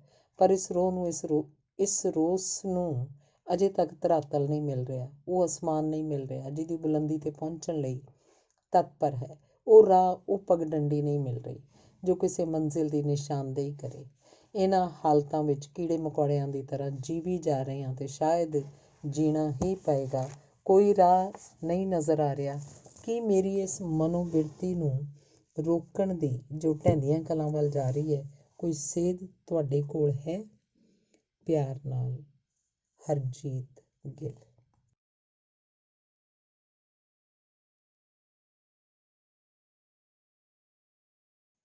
ਗਾਡੀ ਰਾਹ ਦਾ ਅਗਲਾ ਲੇਖ ਹੈ ਕਰਮਯੋਗੀ ਕਰਮ ਸਿੰਘ ਢਿੱਲੋਂ। ਬਚਪਨ 'ਚ ਸਕੂਲ ਜਾਂਦਿਆਂ ਹੋਇਆਂ ਜਾਂ ਫਿਰ ਸਕੂਲ ਤੋਂ ਪਰਤ ਛੋਟੀ ਕਿਰਸਾਨੀ ਦੇ ਆਮ ਬੱਚਿਆਂ ਦੀ ਤਰ੍ਹਾਂ ਡੰਗਰ ਵੱਛੇ ਚਾਰਨ ਜਾਂਦਿਆਂ ਚਿੱਟੇ ਕੁੜਤੇ ਪਜਾਮੇ ਵਾਲਾ ਇੱਕ ਵਿਅਕਤੀ ਸਿਰ 'ਤੇ ਪੀਲਾ ਪਟਕਾ ਲਪੇਟੀ ਹਮੇਸ਼ਾ ਸਰਗਰਮ ਨਜ਼ਰ ਆਉਂਦਾ। ਪਿੰਡ ਵਿੱਚ ਚੱਲਦੇ ਸੀਮਤ ਜਿਹੇ ਕਾਰਜਾਂ ਵਿੱਚ ਉਹਨੂੰ ਹਰ ਸਮੇਂ ਸ਼ਾਮਲ ਹੁੰਦਾ ਵੇਖ ਕੇ ਆਏ ਹਾਂ। ਭਾਵੇਂ ਕਿਸੇ ਗੁਰਦੁਆਰੇ 'ਚ ਕੋਈ ਸਮਾਗਮ ਹੋਵੇ, ਪਿੰਡ 'ਚ ਕਿਸੇ ਸਰਕਾਰੀ ਅਫਸਰ ਦੀ ਆਮਦ ਹੋਵੇ, ਕੋਈ ਲੜਾਈ ਝਗੜੇ ਦਾ ਫੈਸਲਾ ਕਰਨ ਲਈ ਇਕੱਠ ਹੋਇਆ ਹੋਵੇ ਜਾਂ ਫਿਰ ਪਿੰਡ ਸੁਧਾਰ ਦਾ ਕੋਈ ਪ੍ਰੋਗਰਾਮ ਹੋਵੇ, ਉਸ ਵਿਅਕਤੀ ਨੂੰ ਹਮੇਸ਼ਾ ਮੂਹਰਲੀ ਕਤਾਰ 'ਚ ਕੰਮ ਕਰਦਿਆਂ ਵੇਖਦੇ ਵੱਡੇ ਹੋਏ। ਚੋਣਾਂ ਦਾ ਮੌਸਮ ਹੋਵੇ ਤਾਂ ਉਹਦੇ ਚਾਅ ਤੇ ਸਰਗਰਮੀ ਕੁਝ ਵਧੇਰੇ ਹੋ ਜਾਂਦੀ। ਵੋਟਾਂ ਆਖਣ ਤੋਂ ਲੈ ਕੇ ਬੂਥ ਲਾਉਣ ਦਾ ਸਾਰਾ ਜਿੰਮਾ ਉਹਦਾ ਹੀ ਹੁੰਦਾ। ਪੋਲਿੰਗ ਪਾਰਟੀਆਂ ਦੀ ਆਓ ਭਗਤ, ਮੰਜਾ ਬਿਸਤਰਾ ਮੁਹੱਈਆ ਕਰਾਉਣ ਤੋਂ ਲੈ ਕੇ ਰੋਟੀ ਪਾਣੀ ਦਾ ਕੰਮ ਜਿਵੇਂ ਉਹਦੀ ਪੱਕੀ ਡਿਊਟੀ ਹੋਵੇ। ਇੱਕ ਹੋਰ ਗੱਲ ਜੋ ਸਾਨੂੰ ਬੱਚਿਆਂ ਨੂੰ ਸਮਝ ਨਹੀਂ ਸੀ ਲੱਗਦੀ, ਉਹ ਉਹਦੇ ਨਾਂ ਨੂੰ ਲੈ ਕੇ ਸੀ, ਕਿਉਂਕਿ ਇੱਕ ਪੱਤੀ ਧਾਲੀਵਾਲ ਨੂੰ ਛੱਡ ਕੇ ਸਾਰੇ ਪਿੰਡ ਦਾ ਗੋਤਰ ਗਿੱਲ ਸੀ, ਪਰ ਉਸ ਵਿਅਕਤੀ ਦੀ ਪਛਾਣ ਢਿੱਲੋਂ ਭਾਜੀ ਕਰਕੇ ਸੀ। ਜਿਉਂ-ਜਿਉਂ ਸਾਡੀ ਪੀੜ੍ਹੀ ਦੇ ਬੱਚੇ ਵੱਡੇ ਹੋਏ, ਆਲੇ ਦੁਆਲੇ ਦਾ ਪਤਾ ਲੱਗਣ ਲੱਗਿਆ, ਰਿਸ਼ਤਿਆਂ ਦੀ ਸਮਝ ਬਣੀ ਤਾਂ ਪਤਾ ਲੱਗਾ ਕਿ ਢਿੱਲੋਂ ਭਾਜੀ ਇਸ ਪਿੰਡ ਦੇ ਜੱਦੀ ਵਸਨੀਕ ਨਾ ਹੋ ਕੇ ਇੱਥੋਂ ਦੇ ਬਹਿਨੋਈ ਹਨ। ਇਸ ਕਰਕੇ ਤੇ ਇਹਨਾਂ ਦੇ ਚੰਗੇ ਕੰਮਾਂ ਕਰਕੇ ਸਾਰੇ ਨਗਰ 'ਚ ਇਹਨਾਂ ਨੂੰ ਸਤਿਕਾਰ ਦੀ ਨਜ਼ਰ ਨਾਲ ਵੇਖਿਆ ਜਾਂਦਾ। ਅੱਜ ਦੀ ਨਵੀਂ ਪੀੜ੍ਹੀ ਵਿੱਚ ਆਪਣੀ ਜਨਮ ਭੂਮੀ ਪ੍ਰਤੀ ਉਹ ਲਗਾਅ ਨਜ਼ਰ ਨਹੀਂ ਆਉਂਦਾ ਜਿਵੇਂ ਦਾ ਕਿ ਸਾਡੇ ਵਡੇਰਿਆਂ ਵਿੱਚ ਸੀ। ਸਮੇਂ ਦੇ ਤੇਜ਼ ਪਰਿਵਰਤਨ ਕਾਰਨ, ਪਦਾਰਥਵਾਦ ਦਾ ਰੁਝਾਨ, ਰਿਸ਼ਤਿਆਂ ਤੇ ਸਮਾਜ 'ਤੇ ਹਾਵੀ ਹੋ ਜਾਣ ਕਾਰਨ ਸਾਡੇ ਪੇਂਡੂ ਸਮਾਜ ਨੇ ਬਹੁਤ ਕੁਝ ਗਵਾਇਆ ਹੈ। ਇਸ ਗੁਆਚੇ ਅਣਮੁੱਲੇ ਸੱਭਿਆਚਾਰ ਦਾ ਸ਼ਾਇਦ ਹੁਣ ਸਾਨੂੰ ਅਹਿਸਾਸ ਵੀ ਨਹੀਂ ਹੈ ਤੇ ਅਫਸੋਸ ਵੀ ਨਹੀਂ। 30-40 ਵਰ੍ਹੇ ਪਹਿਲਾਂ ਦੇ ਪੇਂਡੂ ਵਿਰਸੇ ਦੀ ਝਲਕ ਮਾਤਰ ਵੀ ਕਿਧਰੇ ਨਜ਼ਰ ਨਹੀਂ ਆਉਂਦੀ। ਪਰ ਫਿਰ ਵੀ 70ਵਿਆਂ ਦੇ ਦੌਰ 'ਚ ਜਿਸ ਸਮੇਂ ਦਾ ਜ਼ਿਕਰ ਮੈਂ ਕਰ ਰਿਹਾ ਵਿੱਚ ਅੱਜ ਵਾਂਗ ਸਭ ਕੁਝ ਨਹੀਂ ਸੀ ਗੁਆਚਾ। ਭਾਵੇਂ ਕਿ ਪਿੰਡਾਂ 'ਚ ਧੜੇਬੰਦੀਆਂ ਦਾ ਮੁੱਢ ਵੱਧ ਚੁੱਕਿਆ ਸੀ ਤੇ ਅਜੋਕੇ ਬਹੁਤ ਸਾਰੇ ਵਿਗਾੜਾਂ ਦਾ ਜਨਮ ਹੋ ਚੁੱਕਿਆ ਸੀ, ਪਰ ਕਿਤੇ ਨਾ ਕਿਤੇ ਸੰਵੇਦਨਸ਼ੀਲਤਾ ਬਚੀ ਹੋਈ ਸੀ। ਚੰਗੇ ਨੂੰ ਲੋਕ ਚੰਗਾ ਕਹਿਣ 'ਚ ਝਿਜਕ ਮਹਿਸੂਸ ਨਹੀਂ ਸਨ ਕਰਦੇ। ਮਾੜੇ ਲੋਕਾਂ ਨੂੰ ਭਾਵੇਂ ਸ਼ਰੇਆਮ ਕਿਸੇ ਅਚੇਤ ਡਰ ਕਾਰਨ ਮਾੜਾ ਵੀ ਨਹੀਂ ਸੀ ਕਹਿ ਪਾਉਂਦੇ, ਪਰ ਹੱਟੀ ਭੱਠੀ ਸੱਥ ਵਿੱਚ ਪਰਦੇ ਨਾਲ ਨਿੰਦ ਜ਼ਰੂਰ ਲੈਂਦੇ ਸਨ। ਹਾਲੇ ਅਜੋਕੇ ਸਮੇਂ ਵਾਲਾ ਤਕੜੇ ਨੂੰ ਸਲਾਮ ਕਰਨ ਤੇ ਝੋਲੀ ਚੁੱਕ ਵਾਲਾ ਕਿਰਦਾਰ ਉਜਾਗਰ ਨਹੀਂ ਸੀ ਹੋਇਆ। ਸ਼ਾਇਦ ਇਸੇ ਕਰਕੇ ਉਸ ਸਮੇਂ ਢਿੱਲੋਂ ਭਾਜੀ ਵਰਗੇ ਵਿਅਕਤੀ ਸਮਾਜ ਵਿੱਚ ਆਪਣੀ ਪਛਾਣ ਬਣਾਉਣ ਤੇ ਯੋਗ ਥਾਂ ਪਾਉਣ 'ਚ ਸਫਲ ਹੋ ਜਾਂਦੇ ਹੋਣਗੇ। ਪਾਠਕ ਮੈਨੂੰ ਥੋੜ੍ਹੀ ਜਿਹੀ ਖੁੱਲ੍ਹ ਲੈਣ ਦੀ ਇਜਾਜ਼ਤ ਦੇਣ ਤਾਂ ਮੈਂ ਖਿਮਾ ਸਹਿਤ ਉਹਨਾਂ ਕੁਝ ਇੱਕ ਸ਼ਬਦਾਂ ਨੂੰ ਵਰਤ ਲਵਾਂ ਜੋ ਸ਼ਾਇਦ ਕੁਝ ਲੋਕਾਂ ਨੂੰ ਅਖੜਨਗੇ ਵੀ, ਪਰ ਇਸ ਸੱਚਾਈ ਤੋਂ ਮੁਨਕਰ ਨਹੀਂ ਹੋਇਆ ਜਾ ਸਕਦਾ ਕਿ ਅੱਜ ਦੇ ਉੱਤੇ ਹੋਏ ਆਵੇ ਵਿੱਚ ਤਾਂ ਕੰਮ ਵਾਲੇ ਤੇ ਸੱਚੇ ਸੁੱਚੇ ਲੋਕਾਂ ਦਾ ਕੋਈ ਜ਼ਿਕਰ ਹੀ ਨਹੀਂ ਕਰਦਾ ਤੇ ਰਾਜਨੀਤਿਕਾਂ ਦੀ ਸ਼ਹਿ 'ਤੇ ਪਾਲੇ ਹੋਏ ਤਮਾਮ ਲੁੱਚੇ ਅੱਜ ਪਿੰਡ ਦੇ ਚੌਧਰੀ ਬਣੇ ਬੈਠੇ ਹਨ।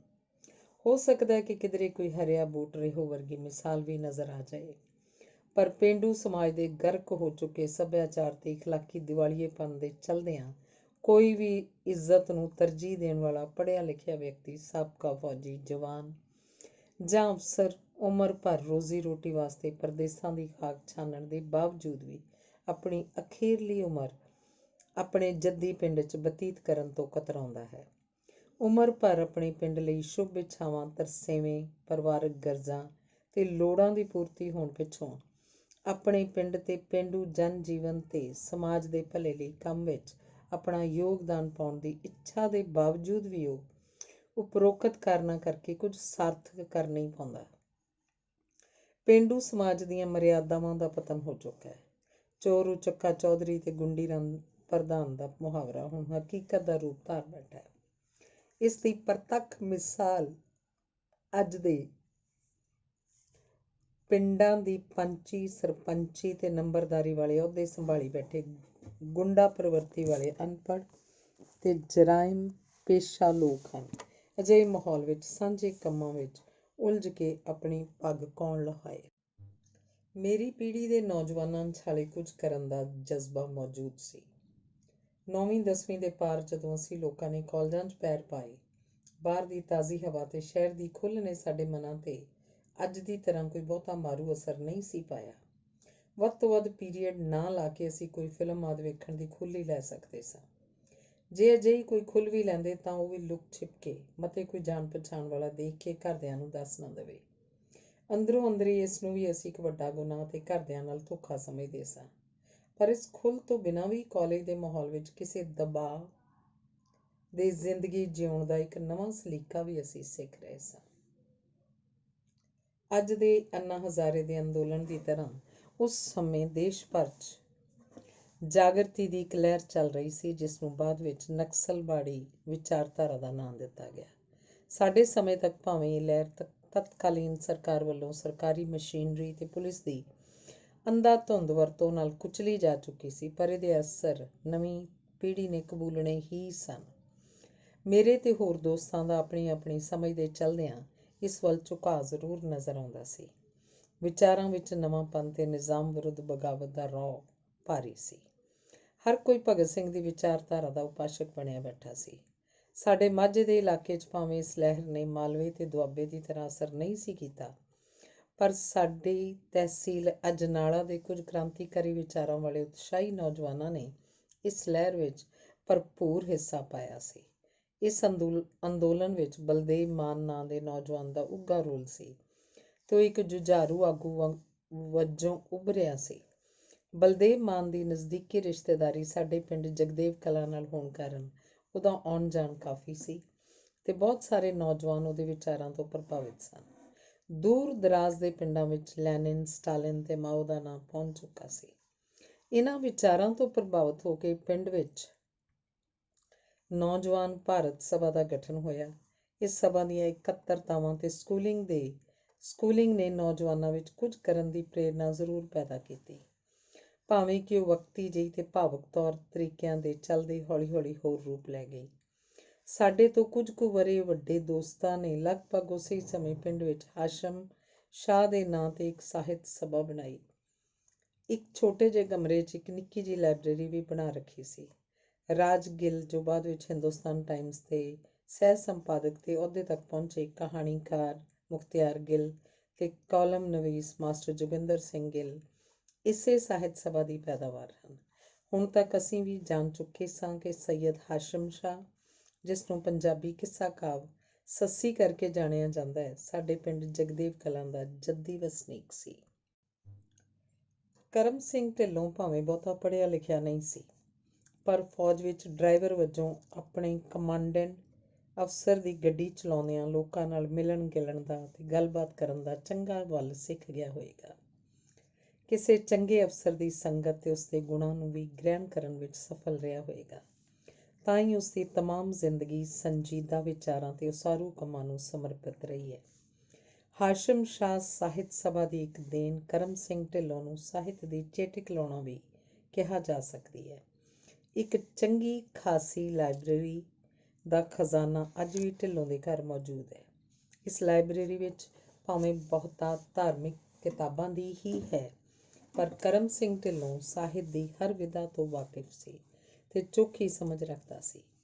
ਕਿਤਾਬਾਂ ਤੇ ਸਾਹਿਤ ਨਾਲ ਉਸਦਾ ਇਸ਼ਕ ਇਸ ਹੱਦ ਤੀਕ ਸੀ ਕਿ ਉਹ ਸਕੂਲੀ ਬੱਚਿਆਂ ਤੇ ਨੌਜਵਾਨਾਂ ਨੂੰ ਕਿਤਾਬਾਂ ਪੜ੍ਹਨ ਲਈ ਹਮੇਸ਼ਾ ਪ੍ਰੇਰਦਾ ਰਹਿੰਦਾ। ਤਿੱਖੜ ਦੁਪਹਿਰੇ ਹੱਥ ਵਿੱਚ ਕਿਤਾਬਾਂ ਫੜੀ ਉਹ ਖੁਦ ਕਿਸੇ ਨਾ ਕਿਸੇ ਪਾਠਕ ਦੇ ਘਰ ਕਿਤਾਬਾਂ ਦੇਣ ਤੇ ਪੜ੍ਹਨ ਉਪਰੰਤ ਵਾਪਸ ਲੈਣ ਆਉਂਦਾ ਜਾਂਦਾ। ਅਸੀਂ ਅਕਸਰ ਵੇਖਦੇ ਆਏ ਹਾਂ, ਇਸ ਵਡਮੁੱਲੀ ਤੇ ਨਿਸ਼ਕਾਮ ਸੇਵਾ ਨੂੰ ਕੋਈ ਕੀ ਨਾਂ ਦੇ ਸਕਦਾ ਹੈ। ਭਾਵੇਂ ਪੈਦਾਇਸ਼ੀ ਤੌਰ 'ਤੇ ਉਹ ਅਕਾਲੀ ਦਲ ਨਾਲ ਜੁੜਿਆ ਰਿਹਾ, ਪਰ ਅਕਾਲੀ ਰਾਜਨੀਤੀ ਤੋਂ ਇਲਾਵਾ ਅਕਾਲੀ ਧਾਰਮਿਕ ਲਹਿਰ ਨੇ ਉਸਦੀ ਸ਼ਖਸੀਅਤ ਨੂੰ ਨਿਖਾਰਨ ਵਿੱਚ ਹਿੱਸਾ ਵੀ ਪਾਇਆ ਹੋਏਗਾ। ਅਕਾਲੀਆਂ ਦੇ ਤਕਰੀਬਨ ਸਾਰੇ ਮੋਰਚਿਆਂ ਵਿੱਚ ਉਸਨੇ ਸ਼ਮੂਲੀਅਤ ਕੀਤੀ, ਉਹ ਵੀ ਇੱਕ ਵਰਕਰ ਦੀ ਹੈਸੀਅਤ ਵਿੱਚ। ਇਸ ਵਿੱਚੋਂ ਕਦੇ ਕੋਈ ਰਾਜਨੀਤਿਕ ਤੇ ਆਰਥਿਕ ਲਾਭ ਲੈਣ ਦਾ ਨਾ ਕਦੇ ਯਤਨ ਹੀ ਕੀਤਾ ਤੇ ਨਾ ਕਦੇ ਅਜਿਹਾ ਸੋਚਿਆ ਹੀ। ਕੰਮ ਕਰਨ ਵਿੱਚ ਹਮੇਸ਼ਾ ਅੱਗੇ, ਪਰ ਲਾਹਾ ਲੈਣ 'ਚ ਹਮੇਸ਼ਾ ਪਿਛਲੀ ਕਤਾਰ 'ਚ ਹੁੰਦਾ ਸੀ ਕਰਮ ਸਿੰਘ ਢਿੱਲੋਂ। ਇੰਗਲੈਂਡ ਵਿੱਚ ਵਸਦੇ ਸਰਦਾਰ ਹਰਭਜਨ ਸਿੰਘ ਗਿੱਲ ਨੇ ਆਪਣੀ ਜਨਮ ਭੂਮੀ ਨਾਲ ਨਾਤਾ ਕਾਇਮ ਰੱਖਦਿਆਂ ਇਸ ਦੇ ਵਿਕਾਸ ਦਾ ਜੋ ਸੁਪਨਾ ਲਿਆ ਸੀ, ਉਸਦੀ ਪੂਰਤੀ ਦਾ ਪਹਿਲਾ ਕਦਮ ਹਾਸ਼ਮ ਸ਼ਾਹ ਯਾਦਗਾਰੀ ਟਰੱਸਟ ਦੀ ਸਥਾਪਨਾ ਨਾਲ ਆਰੰਭ ਹੋਇਆ। ਕਰਮ ਸਿੰਘ ਢਿੱਲੋਂ ਦੇ ਦਿਲ ਦੀ ਜਿਵੇਂ ਮੁਰਾਦ ਪੂਰੀ ਹੋ ਗਈ ਹੋਵੇ। ਪਹਿਲੇ ਦਿਨ ਤੋਂ ਹੀ ਉਹ ਇਸ ਦੀਆਂ ਸਰਗਰਮੀਆਂ 'ਚ ਜੁਟ ਗਏ। ਇੱਥੇ ਉਹਨਾਂ ਸਕੂਲ ਦੀ ਸਥਾਪਨਾ ਤੋਂ ਲੈ ਕੇ ਇੱਕ ਸਫਲ ਤੇ ਆਦਰਸ਼ਕ ਵਿਦਿਅਕ ਅਦਾਰਾ ਉਸਾਰਨ ਵਿੱਚ ਭਰਪੂਰ ਯੋਗਦਾਨ ਪਾਇਆ। ਪਿੰਡ ਦੇ ਗਰੀਬ ਪਰਿਵਾਰਾਂ ਦੇ ਬੱਚਿਆਂ ਨੂੰ ਉਚੇਰੀ ਪੜ੍ਹਾਈ ਲਈ ਉਤਸ਼ਾਹਿਤ ਕਰਨ ਖਾਤਰ ਦਿਨ ਰਾਤ ਇੱਕ ਕੀਤਾ। ਆਪਣੀਆਂ ਅਕਾਦਮਿਕ ਯੋਗਤਾਵਾਂ ਦੀਆਂ ਸੀਮਾਵਾਂ ਨੂੰ ਪਛਾਣਦਿਆਂ ਉਹਨਾਂ ਕੈਪਟਨ ਜਰਨੈਲ ਸਿੰਘ ਨੂੰ ਆਪਣਾ ਆਗੂ ਮੰਨ ਕੇ ਆਪਣੀ ਪੂਰੀ ਸਮਰੱਥਾ ਨਾਲ ਸਕੂਲ ਨੂੰ ਬੁਲੰਦੀਆਂ ਤੱਕ ਪਹੁੰਚਾਇਆ।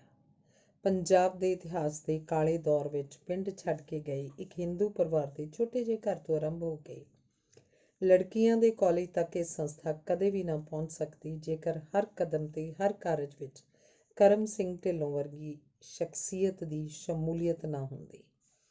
ਭਾਵੇਂ ਸਟਾਫ ਦੀ ਬਿਹਤਰੀ ਦਾ ਕੋਈ ਮੁੱਦਾ ਹੋਵੇ, ਚਾਹੇ ਵਿਦਿਆਰਥੀਆਂ ਤੇ ਬੱਚਿਆਂ ਦੀ ਕੋਈ ਮੰਗ ਹੁੰਦੀ, ਕਰਮ ਸਿੰਘ ਢਿੱਲੋਂ ਹੀ ਇਹਦਾ ਵਸੀਲਾ ਬਣਦਾ। ਅੜੀਅਲ ਤੇ ਸਖਤ ਸੁਭਾਅ ਦੇ ਮਾਲਕ ਸਕੂਲ ਕਮੇਟੀ ਦੇ ਚੇਅਰਮੈਨ ਤੇ ਸਾਬਕਾ ਫੌਜੀ ਕਪਤਾਨ ਜਰਨੈਲ ਸਿੰਘ ਪਾਸੋਂ ਸਾਰੀ ਟੀਮ ਵਿੱਚੋਂ ਸਿਰਫ ਕਰਮ ਸਿੰਘ ਢਿੱਲੋਂ ਹੀ ਆਪਣੀ ਗੱਲ ਮਨਵਾ ਸਕਣ ਦੇ ਸਮਰੱਥ ਸੀ।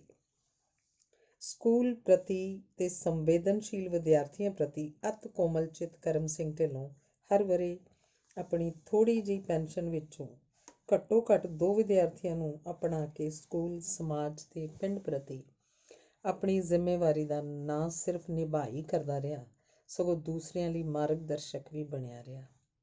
ਹੱਥੀਂ ਕਿਰਤ ਕਰਨ ਦੇ ਬਾਬੇ ਨਾਨਕ ਦੇ ਫਲਸਫੇ ਨੂੰ ਮਾਨਵਤਾ ਦੀ ਭਲਾਈ 'ਚ ਤਬਦੀਲ ਕਰਨ ਦਾ ਹੁਨਰ ਕਰਮ ਸਿੰਘ ਢਿੱਲੋਂ ਨੇ ਬਾਖੂਬੀ ਨਿਭਾਇਆ। ਸਾਰਾ ਦਿਨ ਹੱਥ ਵਿੱਚ ਕਹੀ ਜਾਂ ਰੰਬੀ ਲੈ ਕੇ ਬੂਟੇ ਲਾਉਣਾ, ਫੁੱਲ ਤੇ ਉਹਨਾਂ ਦੀ ਪਨੀਰੀ ਤਿਆਰ ਕਰਨਾ ਕਰਮ ਸਿੰਘ ਢਿੱਲੋਂ ਦਾ ਇੱਕ ਮਨ ਭਾਉਂਦਾ ਕਾਰਜ ਸੀ। ਉਹਨਾਂ ਦੇ ਸਪੁੱਤਰ ਭੁਪਿੰਦਰ ਸਿੰਘ ਢਿੱਲੋਂ ਨੇ ਬਹੁਤ ਵਾਰ ਮੈਨੂੰ ਨਿੱਜੀ ਤੌਰ 'ਤੇ ਕਿਹਾ ਕਿ ਵੀਰ ਜੀ ਡੈਡੀ ਨੂੰ ਥੋੜ੍ਹਾ ਜਿਹਾ ਸਮਝਾਓ। ਲੋਕ ਮੈਨੂੰ ਮਖੌਲ ਕਰਦੇ ਨੇ ਕਿ ਆਪਣਾ ਝੋਨਾ ਸੁੱਕਦਾ ਪਿਆ ਪਰ ਬਾਪੂ ਢਿੱਲੋਂ ਸਕੂਲ ਦੇ ਫੁੱਲਾਂ ਅਤੇ ਬੂਟਿਆਂ ਨੂੰ ਸਿੰਜੀ ਜਾਂਦਾ ਹੈ। ਪਰ ਕੁਦਰਤ ਵੱਲੋਂ ਸਮਝੇ ਹੋਏ ਨੂੰ ਕੌਣ ਸਮਝਾਏ ਕਿ ਤਿਆਗ ਅਤੇ ਨਿਰਸਵਾਰਥ ਭਾਵਨਾ ਨਾਲ ਕੀਤੇ ਇਸ ਕੰਮ ਦਾ ਨਸ਼ਾ ਆਪਣੇ ਨਿੱਜੀ ਕੰਮਾਂ ਤੋਂ ਕਿਤੇ ਵੱਧ ਆਨੰਦਮਈ ਹੁੰਦਾ ਹੈ। ਇੱਕ ਸਮੇਂ ਹਾਸ਼ਮ ਦੀ ਯਾਦ ਵਿੱਚ ਬਣੇ ਇਸ ਸਕੂਲ ਦਾ ਨਾਂ ਫੁੱਲਾਂ ਵਾਲਾ ਸਕੂਲ ਵੀ ਲੋਕਾਂ ਨੇ ਰੱਖ ਦਿੱਤਾ ਸੀ। ਫੁੱਲਾਂ ਵਰਗੇ ਕੋਮਲ ਬੱਚਿਆਂ ਦਾ ਅਤੇ ਗਾਰਡਨ ਵਿੱਚ ਮਹਿਕਦੇ ਫੁੱਲਾਂ ਦਾ ਸੁਮੇਲ ਸਕੂਲ ਦੇ ਵਾਤਾਵਰਨ 'ਚ ਖੁਸ਼ਬੋਈ ਭਰੀ ਜਾਂਦਾ ਸੀ। ਨਿਰਸਵਾਰਥ ਅਤੇ ਅਣਖੀਲਾ ਇੰਨਾ ਕਿ 15 ਵਰ੍ਹੇ ਦੀ ਸਕੂਲ ਪ੍ਰਤੀ ਲੰਮੀ ਘਾਲਣਾ ਦੇ ਬਾਵਜੂਦ ਵੀ ਪਰਿਵਾਰ ਦੀ ਖਾਹਿਸ਼ ਅਤੇ ਅਤਿਅੰਤ ਦਬਾਅ ਨੂੰ ਦਰਕਿਨਾਰ ਕਰਦਿਆਂ ਆਪਣੀ ਨੂੰਹ ਰਾਣੀ ਨੂੰ ਯੋਗਤਾ ਦੇ ਮਾਪਦੰਡ ਦੇ ਹੁੰਦਿਆਂ ਵੀ ਸਕੂਲ 'ਚ ਅਧਿਆਪਕ ਰੱਖਣ ਲਈ ਉਸਨੇ ਕਮੇਟੀ ਜਾਂ ਚੇਅਰਮੈਨ ਨੂੰ ਕਦੀ ਨਹੀਂ ਕਿਹਾ। ਹਾਲਾਂਕਿ ਉਹਦੀ ਨੂੰਹ ਕਿਸੇ ਹੋਰ ਪ੍ਰਾਈਵੇਟ ਸਕੂਲ 'ਚ ਪਿੰਡ ਤੋਂ ਦੂਰ ਘੱਟ ਤਨਖਾਹ ਉੱਪਰ ਕੰਮ ਕਰ ਰਹੀ ਸੀ ਅਤੇ ਇਸ ਸਕੂਲ 'ਚ ਸੇਵਾ ਕਰਨ ਦੀ ਉਸਦੀ ਖਾਹਿਸ਼ ਸੀ। ਇਹ ਜਾਣਦਿਆਂ ਹੋਇਆਂ ਵੀ ਕਿ ਉਸਦੇ ਕਹੇ ਨੂੰ ਕੋਈ ਟਾਲ ਵੀ ਨਹੀਂ ਸਕਦਾ, ਉਸਦੀ ਗੈਰਤ ਨੇ ਉਸਨੂੰ ਇਹ ਇਜਾਜ਼ਤ ਨਾ ਦਿੱਤੀ ਕਿ ਉਹ ਆਪਣੇ ਨਿੱਜੀ ਹਿੱਤ ਦੀ ਖਾਤਰ ਆਪਣੇ ਵਕਾਰ ਨੂੰ ਦਾਅ 'ਤੇ ਲਾਵੇ।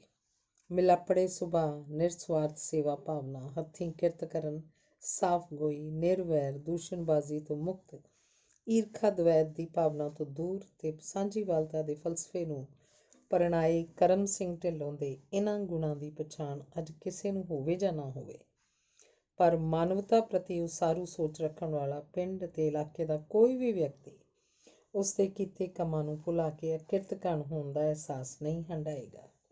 ਕਿਸੇ ਚੰਦਰੀ ਨਾਮੁਰਾਦ ਬਿਮਾਰੀ ਨਾਲ ਘੁਲਦਿਆਂ ਉਮਰ ਦੇ ਅਖੀਰਲੇ ਸਮੇਂ ਵਿੱਚ ਉਸਦੀ ਸਹਿਨਸ਼ੀਲਤਾ, ਸੰਕਲਪ ਸ਼ਕਤੀ, ਆਤਮ ਸੰਜਮ ਅਤੇ ਚੜ੍ਹਦੀ ਕਲਾ ਦੇ ਜਜ਼ਬੇ ਨੂੰ ਸਲਾਮ ਕਰਨ ਨੂੰ ਜੀਅ ਕਰਦਾ ਹੈ। ਧੰਨਵਾਦ।